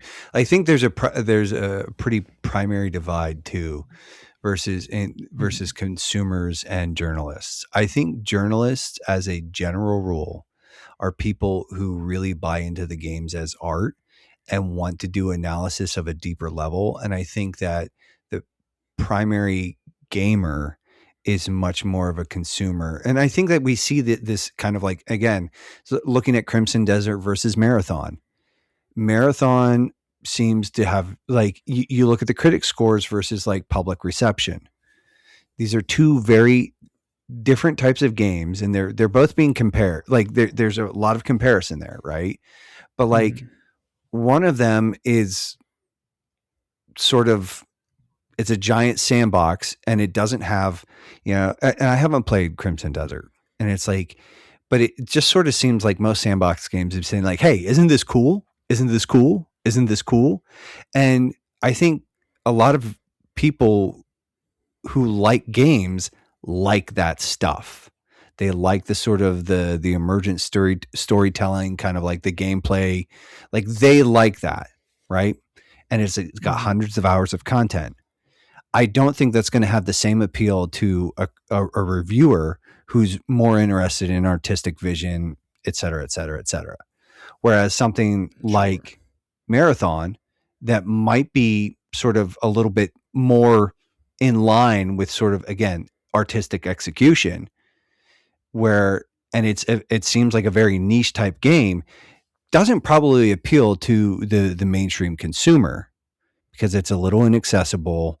It's a little sort of up its own, you know, it's a little bit high on its own supply to sort of, you know, and it's saying something pretty different. And so I think that's part of like this too, is that the people who want to write about video games are of a general disposition, even not like in addition to the socio-political stuff, but like there's also a general disposition towards games. And that's sort of like, that ties into the younger medium. And it's like, take us seriously, take us seriously, take us seriously. And I think you kind of have two people in sort of, you have two camps in some ways talking past each other. Like people are like, we just want games to be fun. And there are others who are like, you know, games can say something and be fun, you know, but I'm not trying to pit them against each other or make a value judgment. I have a predilection. Unfortunately, I am sort of like the games is art dude. And I want games to be fun, but I also really like it when a game says something cool. So there's that. And I think that you see, like with reviews from bigger places too, like it's not always just about the message. It's often of like they're looking for something new in the gameplay, because like when you're in you're in like kind of the privileged space of where like you can play a lot of these games for free. Like you're playing just a lot of video games at all times, and so to have something kind of like surprise you, even gameplay wise, not let alone like now that we're kind of got the point where it's like it's easier for a narrative twist to surprise you than a gameplay mechanic to surprise you. But I feel like it is kind of there's preference put on things that are like really, that feel really new, especially as those people who play a ton of games. When you're more like us and you're buying games like every so often and you're not playing every single release that happens, of like, well, then something like Crimson Desert that is like kind of the sum of a lot of pretty good things makes a fine game, like that is well and good enough. One thing I was thinking about with this is thinking through of it being in its infancy, and I lost my train of thought again. Let's see if I can get it back if I look at my note that I made. That's it. Okay, yes. So in this kind of relationship that's between like corporation and journalist, or it's like the like can reviews be bought sort of sense. So, like I think that also is a symptom of it being new, of like you've got these massive corporations that can be like, oh, you're a games journalist, like that's really cute. Like we'll like how about like we give you access and you give us a really nice review of the game. I think for maybe it was like that kind of 2014, 2015, 2016 era, whereas like a lot of these journalist institutions could kind of start to stand on their own. And it's like journalistic integrity is always something that you would hope for. I think we probably reached a point by that point where like journalistic integrity of game journalism was a foregone expectation of like, no, you do need to have this wall between editorial and advertising. Like that's how a journalist institution works. Like you can't not do that when it's like maybe 2005 or something. It's like EA could like invite you to a nice dinner party and you get like, and then whatever game comes out that year gets really nice reviews. I don't know how this is from one version of the story, but like Giant Bomb started out because Dan Gertzman was fired from his job because he didn't give a good review. Like he gave an honest review of a game that gave the site a bunch of money. And he was like, no, I'm not going to just do this because we were given money. He was pressured to change the review score and he didn't. And so he was like, oh, and that's the stuff like, it's stuff like that though, that reinforces like, hey, this is messy. And there's stuff here that there's stuff going on that shouldn't. Yes. And at the same time, you have like on the journalist side of like the please take us seriously, please pick me energy that tries to like get into these spaces. And even thinking about like the coordinated article writing about like coming down on gamers. I'm sure there was at some point like this, that feels like a very immature, good intention that you didn't think through because you were immature. Like your industry is not built up enough to realize like how that sounds, how that comes across, and the pushback you'll get. When it's like at the time you're probably thinking of like, we all have these platforms, like this all aligns with our values. Like let's all do this at the same time to like make a big wave. And it blew up in their faces because it's just like, what more could you expect out of that? Yeah. And then it's like just the polarization, that you see in it as well. Like it does feel like there's two gaming cultures where there's the leftist gaming culture and there's the right gaming culture. And it feels like it is kind of the leftist has all the more institution journalists on their side, like even a lot of the developers on the right side, the more like the content creators, the in like indie space as well. And it's like I often forget that the more conservative side of the gaming enthusiast culture exists because like I listen to a lot of pretty leftist podcasts. I like read IGN. Like that's like I take a critical eye, of course, but it's like that's the space I see most of the time, and so I'm always kind of surprised when there's more like that. That's where it even came from. Of it feels like there's this energy of me versus you of journalism, and like I don't know how we got here because like I'm just not in that. I'm not consuming as much in that space as much. So that's all. I think I've caught up to all the rambling thoughts that were going through my head as we were talking through them. Well, and I think that too, like even one of those things is like what's so interesting is that you have like outliers. Like here's the problem. Like Colin Moriarty, he's pretty conservative politically in a lot of ways, but I would categorize him as sort of moderate at best. Like he's Sure. very center politically. He holds, he's conservative in some ways, but he's also very progressive in other ways. And like is like he makes no bones about the fact that like he's like, listen, he was like, I was the most conservative person at IGN, and some of these people had no idea what to do with me. He's like, and I think that even the way that he was treated, and sort of all the events that led up to him founding Colin's Last Stand, which became Last Stand Media, were sort of a result where it's like you see sort of the absolute animosity that a lot of that leftist agenda has towards anything that's even remotely conservative, and so, and again, it's, I'm not trying to, it's kind of hard because you don't want to speak about these things in monolithic terms. Right. Sure. Right.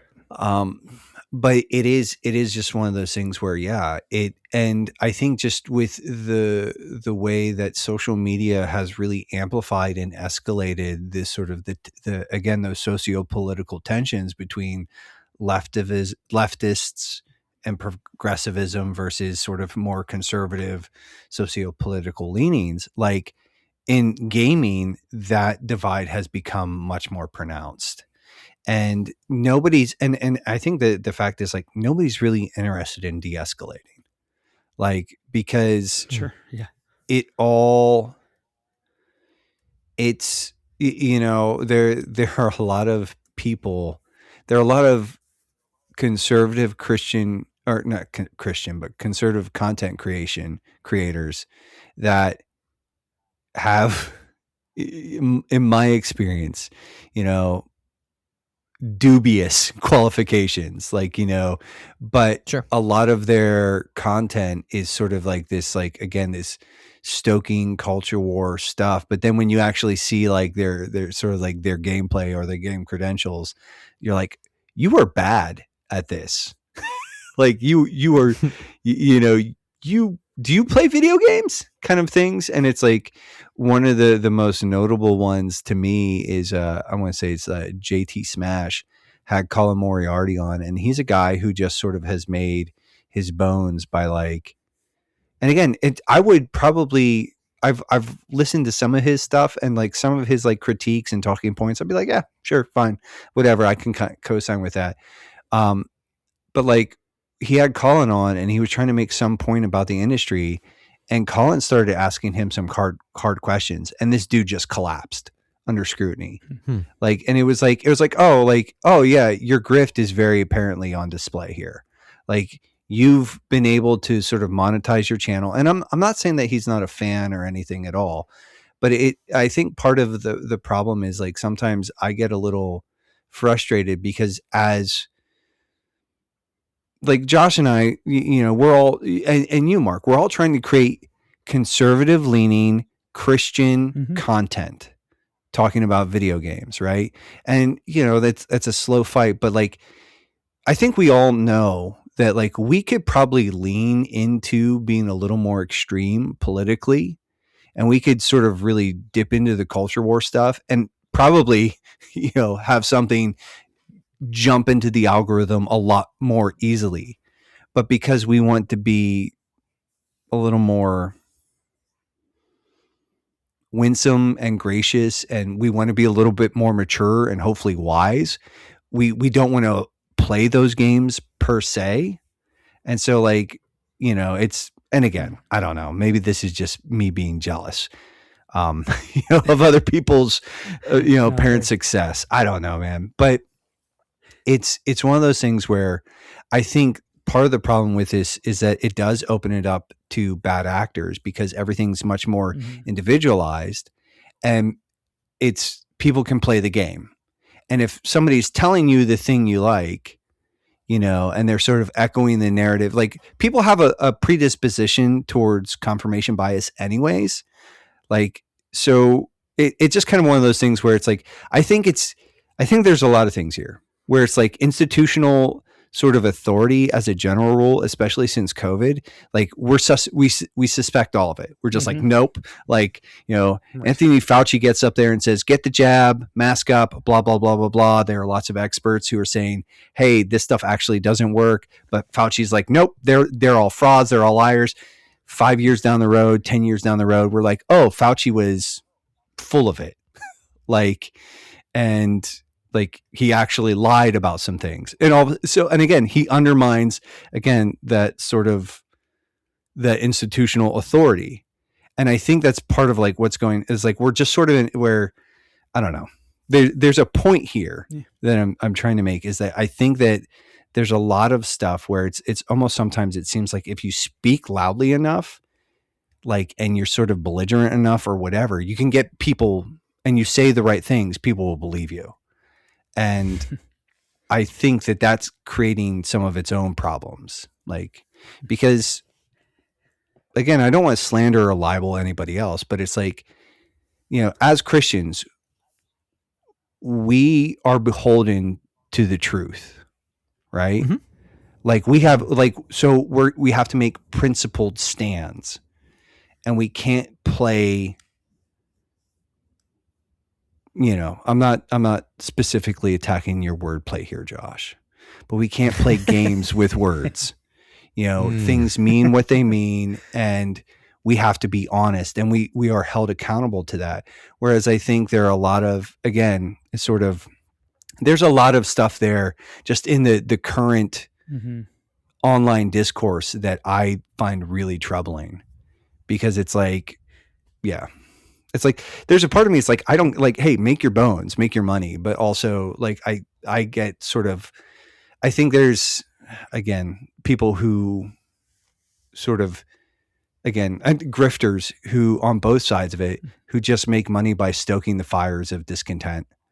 And I think that's the other side of this. And this is something that we don't, I think, always talk about. But I also think that there's a fair amount of jealousy involved in this.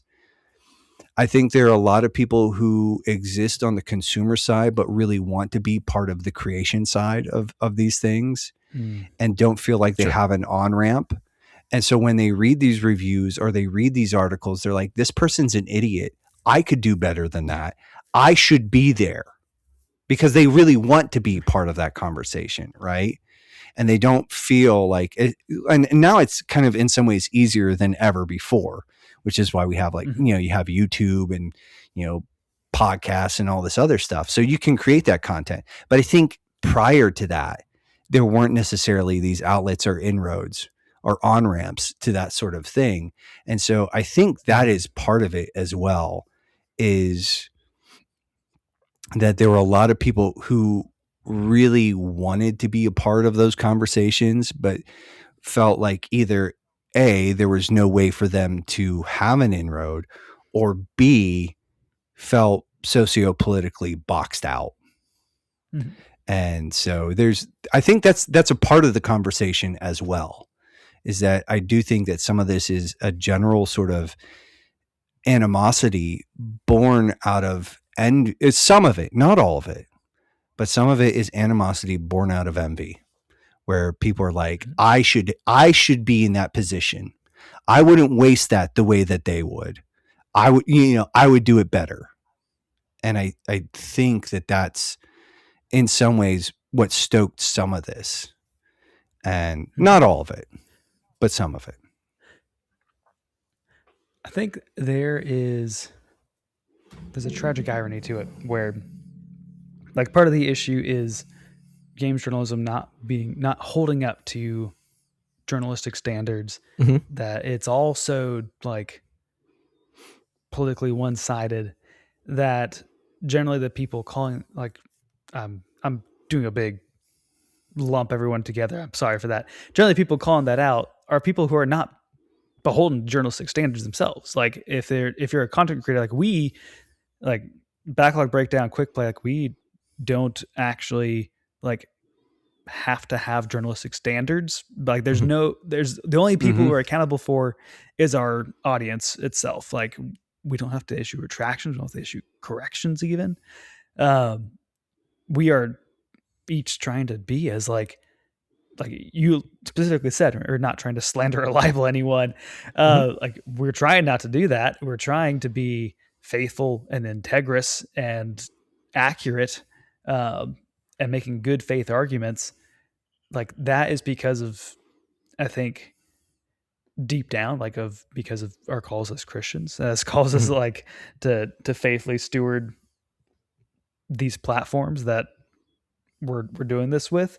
But also, like, I think the non-Christian too has something in them as well that calls them to not just lie and cheat their way up to the view count. Not all of them feel that pang, but some of them, a lot of them do. Sure. Yeah. And so there's, like I think it, as the institutions have eroded, where it's like, and kind of necessarily, like if you can't really trust Kotaku, if you can't really trust IGN, like in its place has arisen the cult of personality, the more individual content creator. Like it's not a bad way to go, but like it is on these individuals to adopt journalistic standards in a way that an institution would. And so, like, I don't think it's necessarily get rid of all institutions. I don't think it's necessarily like it should all be grassroots people, but like there has to be some, like, it's funny how like the church was a good idea. Like there has to be some sort of community aspect that keeps you accountable to each other and doing this well. But, that was into my train of thought there. Yeah.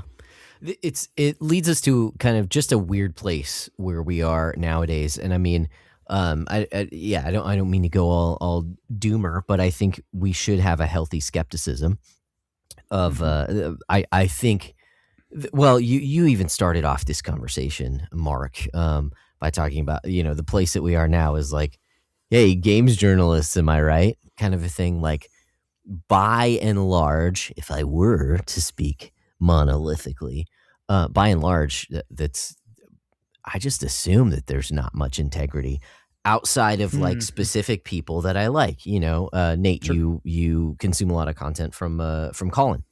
Okay, so there's him.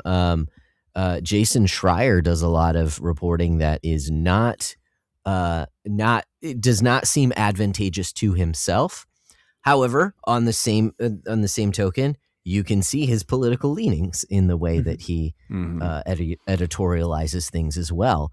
So, but he's someone that I think actually has a good amount of integrity. Maybe not as much as others, but for the most part, I think that I think he actually believes what he writes. Is what I'm trying to say.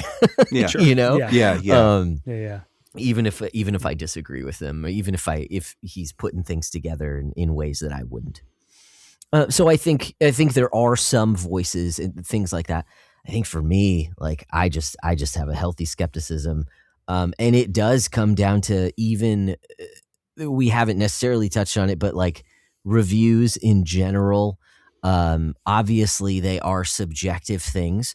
But we are in a really weird space, and it's similar. We see it for movies as well, where the critics of these things seem to have a very different perspective and take and review than the consumers. I guess we did touch on it a bit with something like Crimson Desert and Marathon, things like that. But and I think though that's that foundational divide, because again, the critic is looking at it. They're not looking at it from a consumer lens where like, is this enjoyable? Right. Like, is this a good time?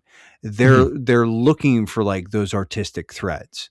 They're looking for Oscar bait, essentially. And so the review is no longer to serve the audience. It is to say, you should like this. And I think again, movie reviewers, I feel like do that a lot too. Just with some recent movies that have, I mean, even the stinking Mario movie. Okay, it is not very critically acclaimed, but it's the highest grossing movie of the year. You know, this Michael Jackson movie that just came out this past weekend has done gangbusters compared to what was expected of it. But critics are saying, "Oh, you shouldn't see this because of his how problematic that Michael Jackson was as a person, and this movie doesn't touch on it, so you shouldn't like this." And I get that sense from a lot of video game journalism in general, maybe not just reviews, but I don't know. It's also, gosh, we don't have to chase another rabbit trail. There's also a sense of immaturity in general. Resident Evil Requiem came out, and you'll see some articles about how hot Leon is. Like, oh, that is a very weird sentiment. Yeah, but if you say the same thing about the female protagonist, then you're falling into like, oh, you're a misogynist. And this is part of the problem though too, because these double standards exist where we can sexualize certain things but not other things. And it's like, but how Stellar about Blade, you should not play that. But also, I'm going to fantasize about a 50-year-old Leon Kennedy. Right, Kennedy? Is that his last name? I think so. Yeah. Okay. Yeah. Just weird stuff, man. And it's just it's either what's good for the goose is good for the gander, or we could actually, I'm going to say something, we could just not have those conversations. Like, I don't care if, you think Leon Kennedy is, a hot daddy. Don't care. I don't care if you like I said, I am interested in those conversations when they reveal to me certain predilections that should put you in prison. Like when you are fetishizing a little girl robot. Yeah. Like the only reason I want to know who you are, kind of thing. Mark and avoid. For sure. But don't avoid Mark. But no, I did not mean that. Mean something totally different. No, strike that, reverse it real quick, and try a new set of words on that. I apologize. That was not a double entendre. But so it does kind of, but it does like kind of lead us. I think that the whole thing is like, it's all pretty immature. Like across the board. And so I think like the question, like for me, is one of the questions is how do we engage with this? And this is like something that I've been wrestling with for the last like couple of years. Is like, how do we engage with online discourse? And I don't think the answer is just to avoid it. It's just retreat and let the heathens have like the online spaces. I actually think that's a bit of a mistake. Because like they'll dominate those. And that will push outwards, and so it's. I think what sort of, and again, I don't have any clear-cut answers, but I think general rules about Christian conduct apply here. I think we need to be charitable. Yeah. I think we need to be gracious. We need to assume the best, which is hard for me because, again, my natural predisposition is even though they're image bearers, people suck and they're kind of the worst. And so I'm just going to assume that they're going to do sucky, awful things. And so. Yeah. I would, when you say you want to think the best, again, I don't want to be doomer here, but I would say we need to be as oh, come on. The word is escaping me. As shrewd as serpents, but shrewd as serpents, gentle as doves. Yeah. Yeah. And I think that applies. Like we obviously need to execute discernment, but I think there's a lot of times where we want to label things as being evil, and they are evil, but like we want to sort of build in the intention that people are acting maliciously. when I think they're just acting out of their position. They're acting out of their worldview. Mm-hmm. They're a slave to their worldview. And like Schreier's a great example. Like some of what Schreier says, they believe what they're saying. And I think that's sometimes like, that's helpful. I think because it's like, he's wrong in some of his assumptions, but he believes it. And so there's a certain amount of integrity, that you can kind of like assign there, and again, you can disagree with his perspective, that can be wrong and his position can be evil, but again, it makes a certain amount of sense. And I don't know, I don't have any clean cut answers. I think that it's some of what it means though, is that as Christians, we need to be above reproach. And that's hard for me because like, I want to call people names. Like, sometimes like, I've often joked, early in the early days of the podcast, if I had a superpower and I could just reach through the internet and like smack people around or do other things, violent things, to people through the internet. But the reality is like, it's tough. And it's tough, especially because, you are being confronted with wickedness. And sometimes like it's hard to take the high road, it's like, it just sucks. It sucks being the adult in the room, like it really does. Sure. Like, and I think that, so it's just, there's a lot of stuff where it's like, hey, sometimes I want to respond to something or whatever. And I think too, what that means is that like, we look at our brothers and sisters in the faith, in the church, and we kind of push for more from them as well. Like, and this doesn't mean that we retreat from the culture war stuff, but that like we do it in a way that is gracious and wise. It doesn't mean that we sugarcoat truth or anything like that. It doesn't, it means, and that's tough. That's a hard line, like, because it's like, there are a lot of things like, one of the things it's like, you're not doing a crackhead any favors by telling them they're all right the way that they are. Like you do them, like you do the kind thing, the right thing by them, the gentle, or not even the gentle, but like the kind thing is to look at them and say, you have a problem. Like you're destroying yourself. You should stop. Like, and I don't know. That's not a very nuanced illustration. I think sometimes the answer is to look at things and be like, this isn't helpful. This isn't good. But also, I don't know. I guess what I'm saying is I think that modeling mature conversation around these things is hard. And I've said this before and I'll say this again. And even some of what we do here at the podcast, it's not sexy. It's not gonna like, it's not very appealing in a lot of ways because it doesn't make you feel powerful. A lot of times it makes you feel stupid. It makes you feel like a little bit of a doormat. And that sucks, but yeah, it's like I said, there's varying degrees there, but there's nothing easy. And like what I want to push for is like, it is hard to not fall into kind of these traps to be like good at media literacy. Like it is, sure, that takes a lot of hard work.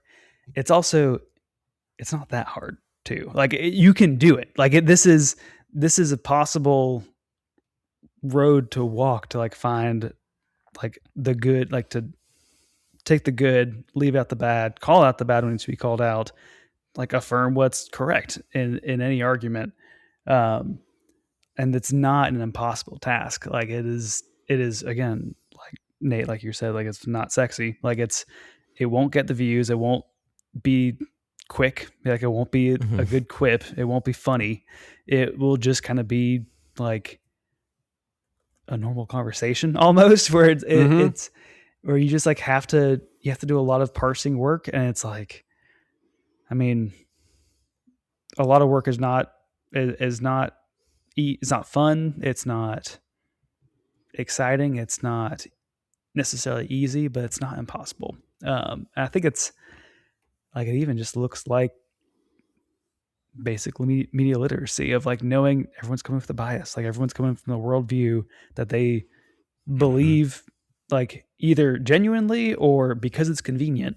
And like, and wrestling through that and knowing that like testing it with scripture when that feels odd to bring up in a conversation about video games, although that's why we're here, of like what is true from a biblical framework of like of what we're consuming, what this person's saying about this game, that they're saying this game says about the world, applying all that through a scriptural lens to understand of like, okay, what do they have right? Like what's wrong? And being able to articulate that. I think part of it too also means not being afraid of like sort of stepping into nuance. Like I know that or just being wrong too. Or being like wrong. Being willing to, yeah. Yeah. I think sometimes I have a predilection towards reductionism, and like I want to strip everything down to like the cleanest sort of most binary responses. I want to turn everything into a yes or a no. And the reality is I think sometimes it's a lot messier than that.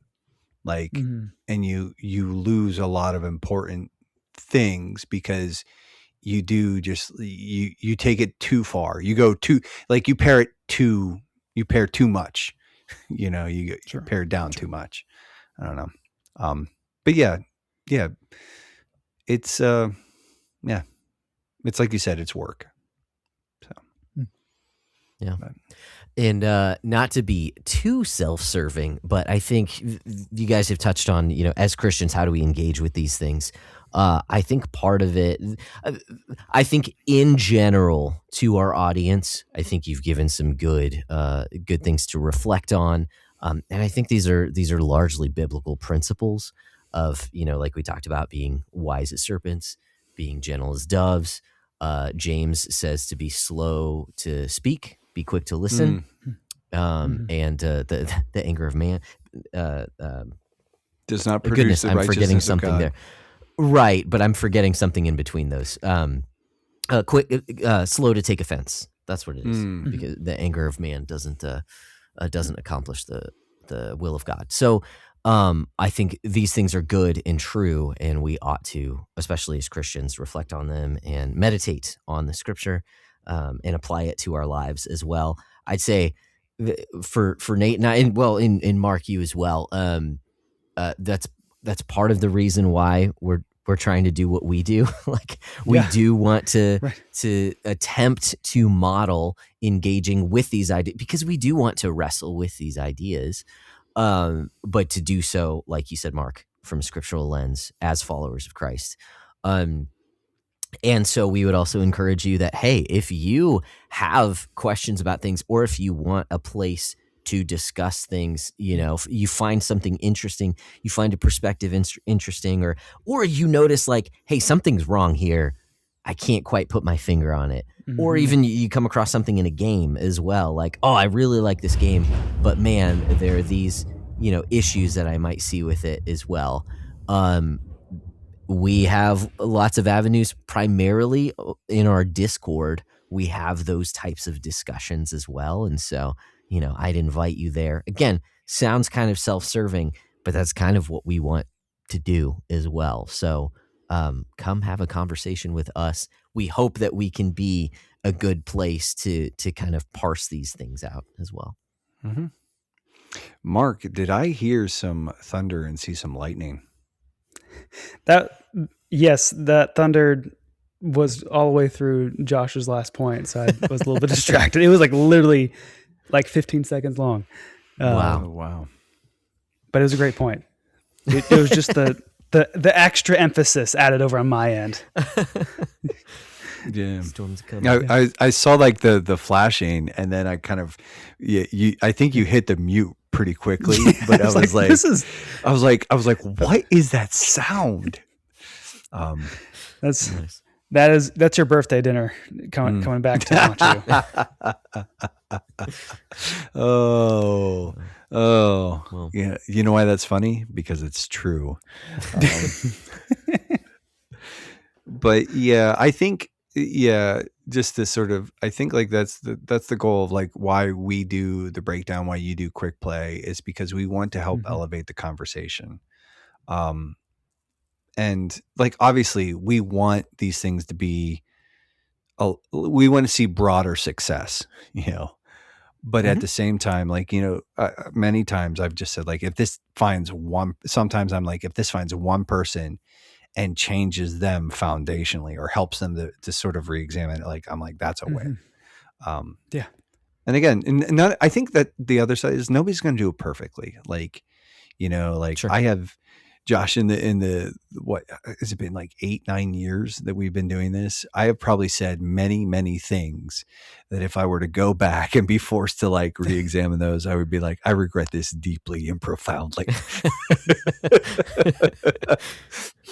But it's, part of it is like, we're all in sort of a growing process. And so I think that's kind of what's interesting about, especially the time that we're in, because there is like a proliferation of ideas, and and I think in some ways, like, it's the Wild West in a lot of ways. And it's kind of like, hopefully you can get some reasonable actors in there. I don't know if that's us or not, but we can try. We can try. An attempt will be made, is being made. So, and it's not to say that there aren't, because I mean, that's the thing, is like, there probably are dozens at the very least of like people that we'd be like, oh no, yeah, cosign, and sort of like move on. But yeah, the algorithm hasn't fed them to us yet. So nice. Well, but I think that's a good place to land this plane, since that's what you do. Say. I mean, you do. Is that what you think? You're just going to just trample all over my bit. What? See, you can take the reins. Oh no, sir. Go for it. No. Do it again. You've already like, you sort of just want to like cut me out. Fine, I see how it is. We're entering the proper terminal. You can go to your gamer gate. I hate this. Man. Yeah, that's good. Yeah, it's time to put this thing to bed. So yeah, I think that we have said, like so many of our other conversations, there's probably more that we could like get into and wrestle with and whatever. But the reality is, like, listen, we've been going at this for a couple hours at this point in time, and I think this is as good a place as any to just sort of like cap it. So put a pin in it. So that being said, Mark, do you have any sort of closing thoughts? I don't know if I do. Thanks for going on this journey. I could pitch this to y'all and have a really good conversation. I'm thankful for the conversation. That I feel like, I hope that it modeled what we were talking about. And I'm sure there are things I said that were wrong that I'll wish I had said differently. Maybe I'll have similar takes. I don't know. But like, that's all part of it. Is we are like,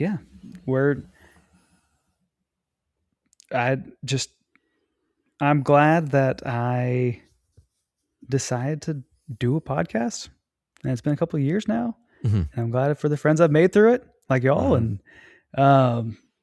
Same. And I'm partly of like, I don't know why, like Nate, this is going back to when you were saying a lot of times it's like just envy, and it's like, I don't know what arrogance in me decided that like, well, I can do it too, so I'm going to do it too. And it's a minimal audience, but like, I am still doing it and having a lot of fun with it. And so I would encourage people, like, you don't have to start a podcast. You could if you wanted to, but like, you find friends to talk about this with.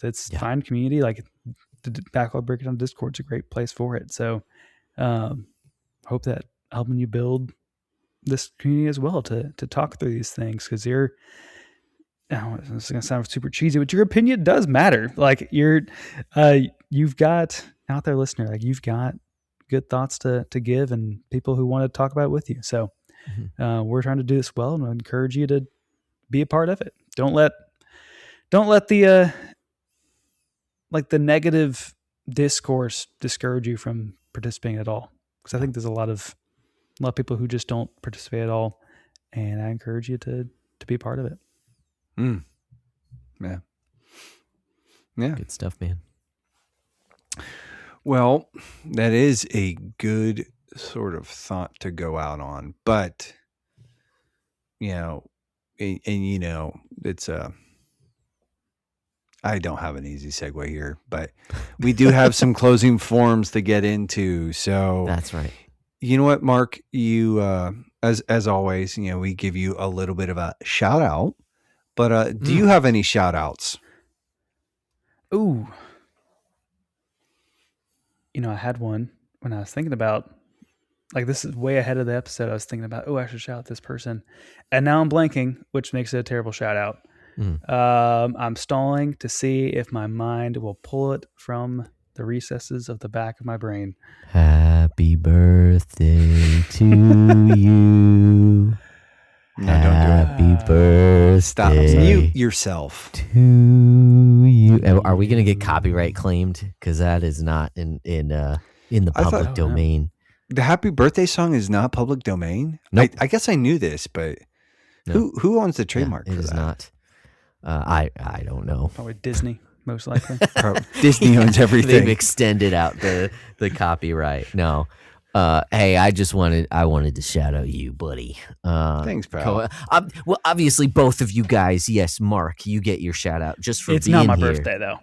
Right, and that's why I wanted to shout out Nate because I did not because I'm a bad friend, and when we scheduled this out and you asked about dates, I was like, this date would work the best, and you did not have any resistance against that. You're like, okay. And then today rolls around and I'm like, oh yeah, it's his birthday. I feel like a turd. Yeah, I could have said something. I chose not to. Correction.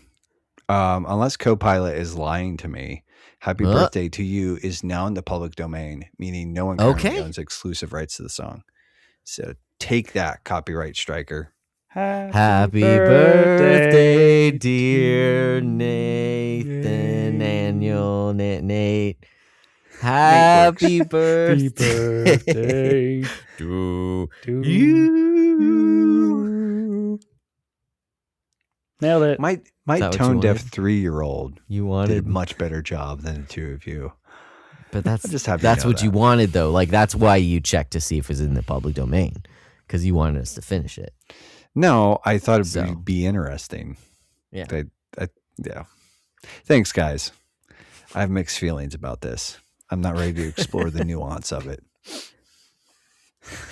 And technically it was yesterday, but Yeah, at this point in time, it was recording on your birthday. It was firmly in yesterday when we started. Well, I'll mention my shout outs and give Mark a little bit more time to sort of, dig and try to find his get my mess together. But I wanted to shout out Akasha and Jono Spark. And Jono is no stranger, and I feel like Akasha's gotten a shout out or two. But over in Good Things, Akasha posted a video. I'm going to pull this up just so I make sure. Over in the Good Things channel of the Discord, a video from Clayton Morris called How to Find Time for Video Games as a Busy Adult. And it's got some other subtitle stuff. And I watched it and it was interesting. I would push back on a few things. Sure. Like I would many, many things. But overall, I thought it was pretty interesting. It was basically a video about time blocking and how, if you're intentional with your time, you can actually leverage this. And as a enjoyer of video games, you can block out time without feeling guilty about it. And, I thought some of his counsel was pretty good, pretty useful. Again, this sort of, but anyway, so Akash just shared that, and there was some conversation back and forth, and Jono actually weighed in, and I just want to read something that I thought was really helpful. And I've actually reached out to Jono, and I kind of, at the very least, I want to get him to do a bite size with me to talk, like to tease some of this out a little bit. But he wrote this and says, and I thought this was really insightful and really good, but quote, viewing gaming as decompression usually turns me inwards and almost entitled to my rest time, which is maladaptive. Treating gaming as active rest makes that 45-minute window intentional and restorative rather than just an escape. I play games that help me deload from the day without completely turning off. For instance, I'm playing Unicorn Overlord as a lighter version of the management work I do every day. I get to enjoy management without the risk. And I was like, no, I think that there are at times merit to escape. There's merit to escapism, right? But actually, I really like some of that exploration and that thoughtful approach to video game time as well. And again, I want to get Jono in. I'd love to get John to sort of like talk a little bit about this. So we'll see if I can get him. Yeah, he's a busy boy. Yeah. Jono, you could give me that 45 minutes. You could give that to the breakdown community. It's a lot more than 45 minutes. Wow. For a bite size? Johnny, you got to know. Oh, bite size. Sure. Yeah. Definitely. Okay. I mean, we'd probably still go a little late. But yeah, no. But I really appreciated that conversation, some of the thoughts, and I just wanted to give those to a couple of attaboys. So yeah, nice. I have a shout out. I want to shout out Trash Turkey after my recent episode of Quick Play on combat systems. He reached out with his own. He wanted to reference Urban Reign's combat system. He sent me a very nice message on Discord to say that he has been enjoying the podcast and kept the conversation going, which is what I love about Quick Play, is you can they can be conversation starters. So thank you, Trash Turkey, for doing that. Yeah. Nice. He's a G. He's, in some ways, he's even a bit of a goat. Oh, Different type of animal. One of those is an acronym. He does. Yeah, he does like those kinds of jokes, though. I'm sure he enjoyed it. I'm sure he gobbled that one up.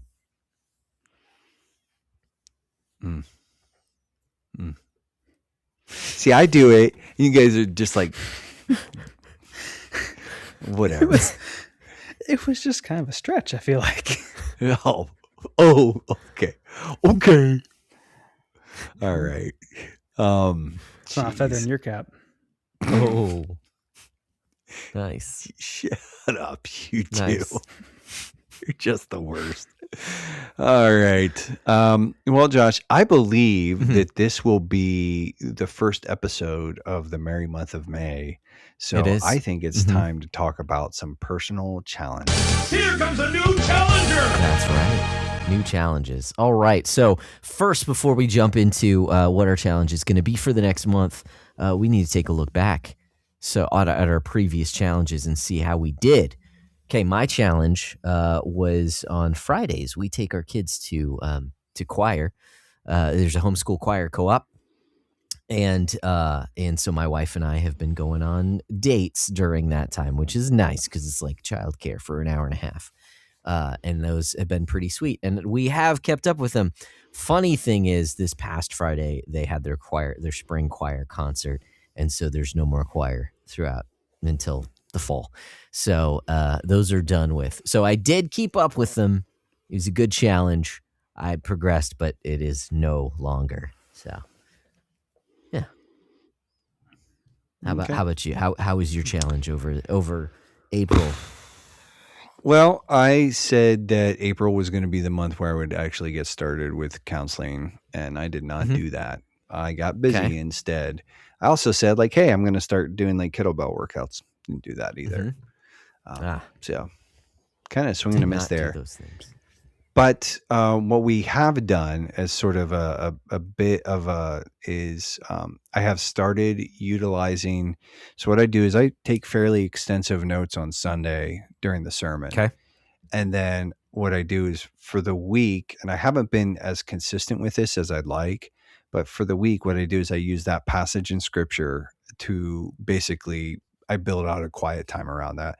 And then I go through my notes and I try to meditate on like, just like, I find like one thing to like sort of like dig into on that passage and just sort of like shape a prayer and an application around that. So yeah. And that Nice. feels, when I have done it, it feels like chef kiss. And so I just want to build in a little bit more consistency there. Because we've talked about like sort of, I referenced the Reagan Rose video a couple of weeks ago about just sort of struggling to read the Bible. But then one of the other things that we're trying to do is, so the last hour of every day before Byron goes to bed, we're trying to institute a screen-free policy. Like, he doesn't get tons of screen time. He probably gets more than some kids. But what we want to do is that most nights, and this isn't a super hard and fast rule, but most nights, an hour before he needs to go to bed, we want to turn off the TV and we want to utilize that as like family time, so that we all sort of like sit in the same room. Sometimes we'll play trucks with him. Sometimes it'll just be like you're in the room and reading a book or drawing together or whatever. But it's like that hour is meant for, nobody has their phones, there's no TVs on, no screens, whatever. And again, when we have done that, it's been really kind of cool. And one of the things I'm trying to do in addition to that is just capitalize on sort of, it's a 5-minute reading plan sort of thing, but it goes through the New Testament. And so Nice. we sit there and, while he's playing with his trucks or whatever, I read 5 minutes of the scripture and we talk a little bit about it. And hopefully, so he'll grow up sort of internalizing some of that rhythm.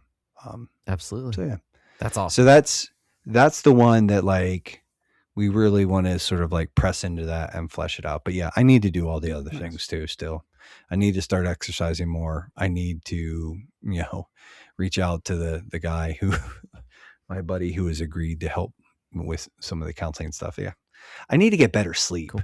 That's one of those things too. Where it's like, boy, how tonight's going to be a wash. Sure. We're starting tomorrow. Well, I just need today. Today. Yeah, technically later today. But yeah, I need to really like, I was running on like, I do the thing where I sort of like start to like, I'm like, I can trim it down to 6 and then I can trim it down to 5. And then I'm running for like a couple weeks on end at like 5 hours, 6 hours of sleep a night. Whew. And it's like, nah, dude, we have to just like, I could do that when I was your age, Mark. And I could do that quite successfully, at least in my head. I can't do it anymore. I am 45 now. I need to stop behaving like a man in my early 20s. So, yeah. But yeah. Well, so I need to sleep.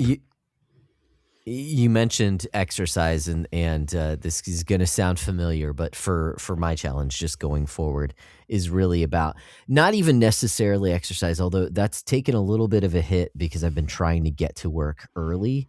And so within like an hour of waking up, basically, and usually that would be kind of some exercise time, but that's just been creeping later and later. So anyways, not necessarily exercise, but right now I do want to focus on measure, not even necessarily calorie counting, but measuring the food that I eat throughout the day, because snacking and junk food just seems to pile up. And once you build like the taste for it and the expectation for it, it becomes very difficult to break that habit. It's not that I'm always hungry, it's that I always want to eat. And that's just not healthy. So what gets measured gets managed, and so I want my challenge is to measure my intake over the next month, so that I can, with the goal of managing it. So that's what I'm challenging myself to do. That's where I want to level up. Heyo. All right, you did there. Just referencing a previous bite size. It wasn't trying to be too. Hey, children. Hey, little kids. I'm a youth pastor. Hey, anyways, kids. It's late. I Hey, can't even fellow talk gamers. anymore. There you go, fellow What's up, gamers. gamers. Time to shut All right. this gate. We're closing down. Dude, land this plane Can't before you stay just here. you wreck it into a pond or a mountain. I'm gonna range wreck it somewhere. Yeah. Well, guys, thanks for tuning in. Thanks for listening. Hopefully it was edifying. We've already let you know about the Discord, obviously, but we're all over the internet. We'd love to hear your thoughts on any of what we talked about today. Did we get Gamergate wrong? I don't know. There's tons to talk, just because it kind of folds over into so many different things. And also, was it because of that? We started off by talking about all the different factors and how it was kind of this powder keg that you talked about. So was it really Gamergate, or is Gamergate just kind of a symptom of these other forces? Hey, maybe. Anyways, if you have other right thing. That's true. And if you'd like to tell us how right we are or how wrong we are, there's tons of places that you can do that on the internet. You can see those places at linktree.com/the backlog breakdown. And lastly, just so you know, we did recently start a Substack. There's a link for that in the link tree as well. Check that out, because you will get our recommendations and with just links updates from us as well. Yeah, it's a pretty slick setup, if I do say so myself. I'm not the one overseeing it, but there's some cool stuff coming. Like, we've got some contributors lined up. Mark is the one overseeing that. So, like, yeah, let's blame him. A little bit. You can blame me. It is my fault. I'll take the fault. Yeah, but when it's late, it's my fault. I apologize. I feel like the last XP share came out like 3 weeks after the episode came out, but it's out there. We'll get Go there. subscribe. We'll get there at some point. We'll get there.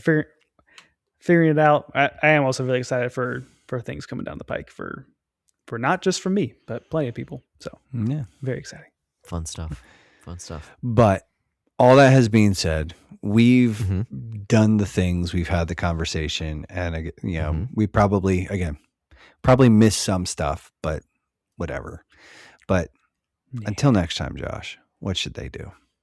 Guys, keep eating down your backlogs, and we'll keep breaking down the benefits.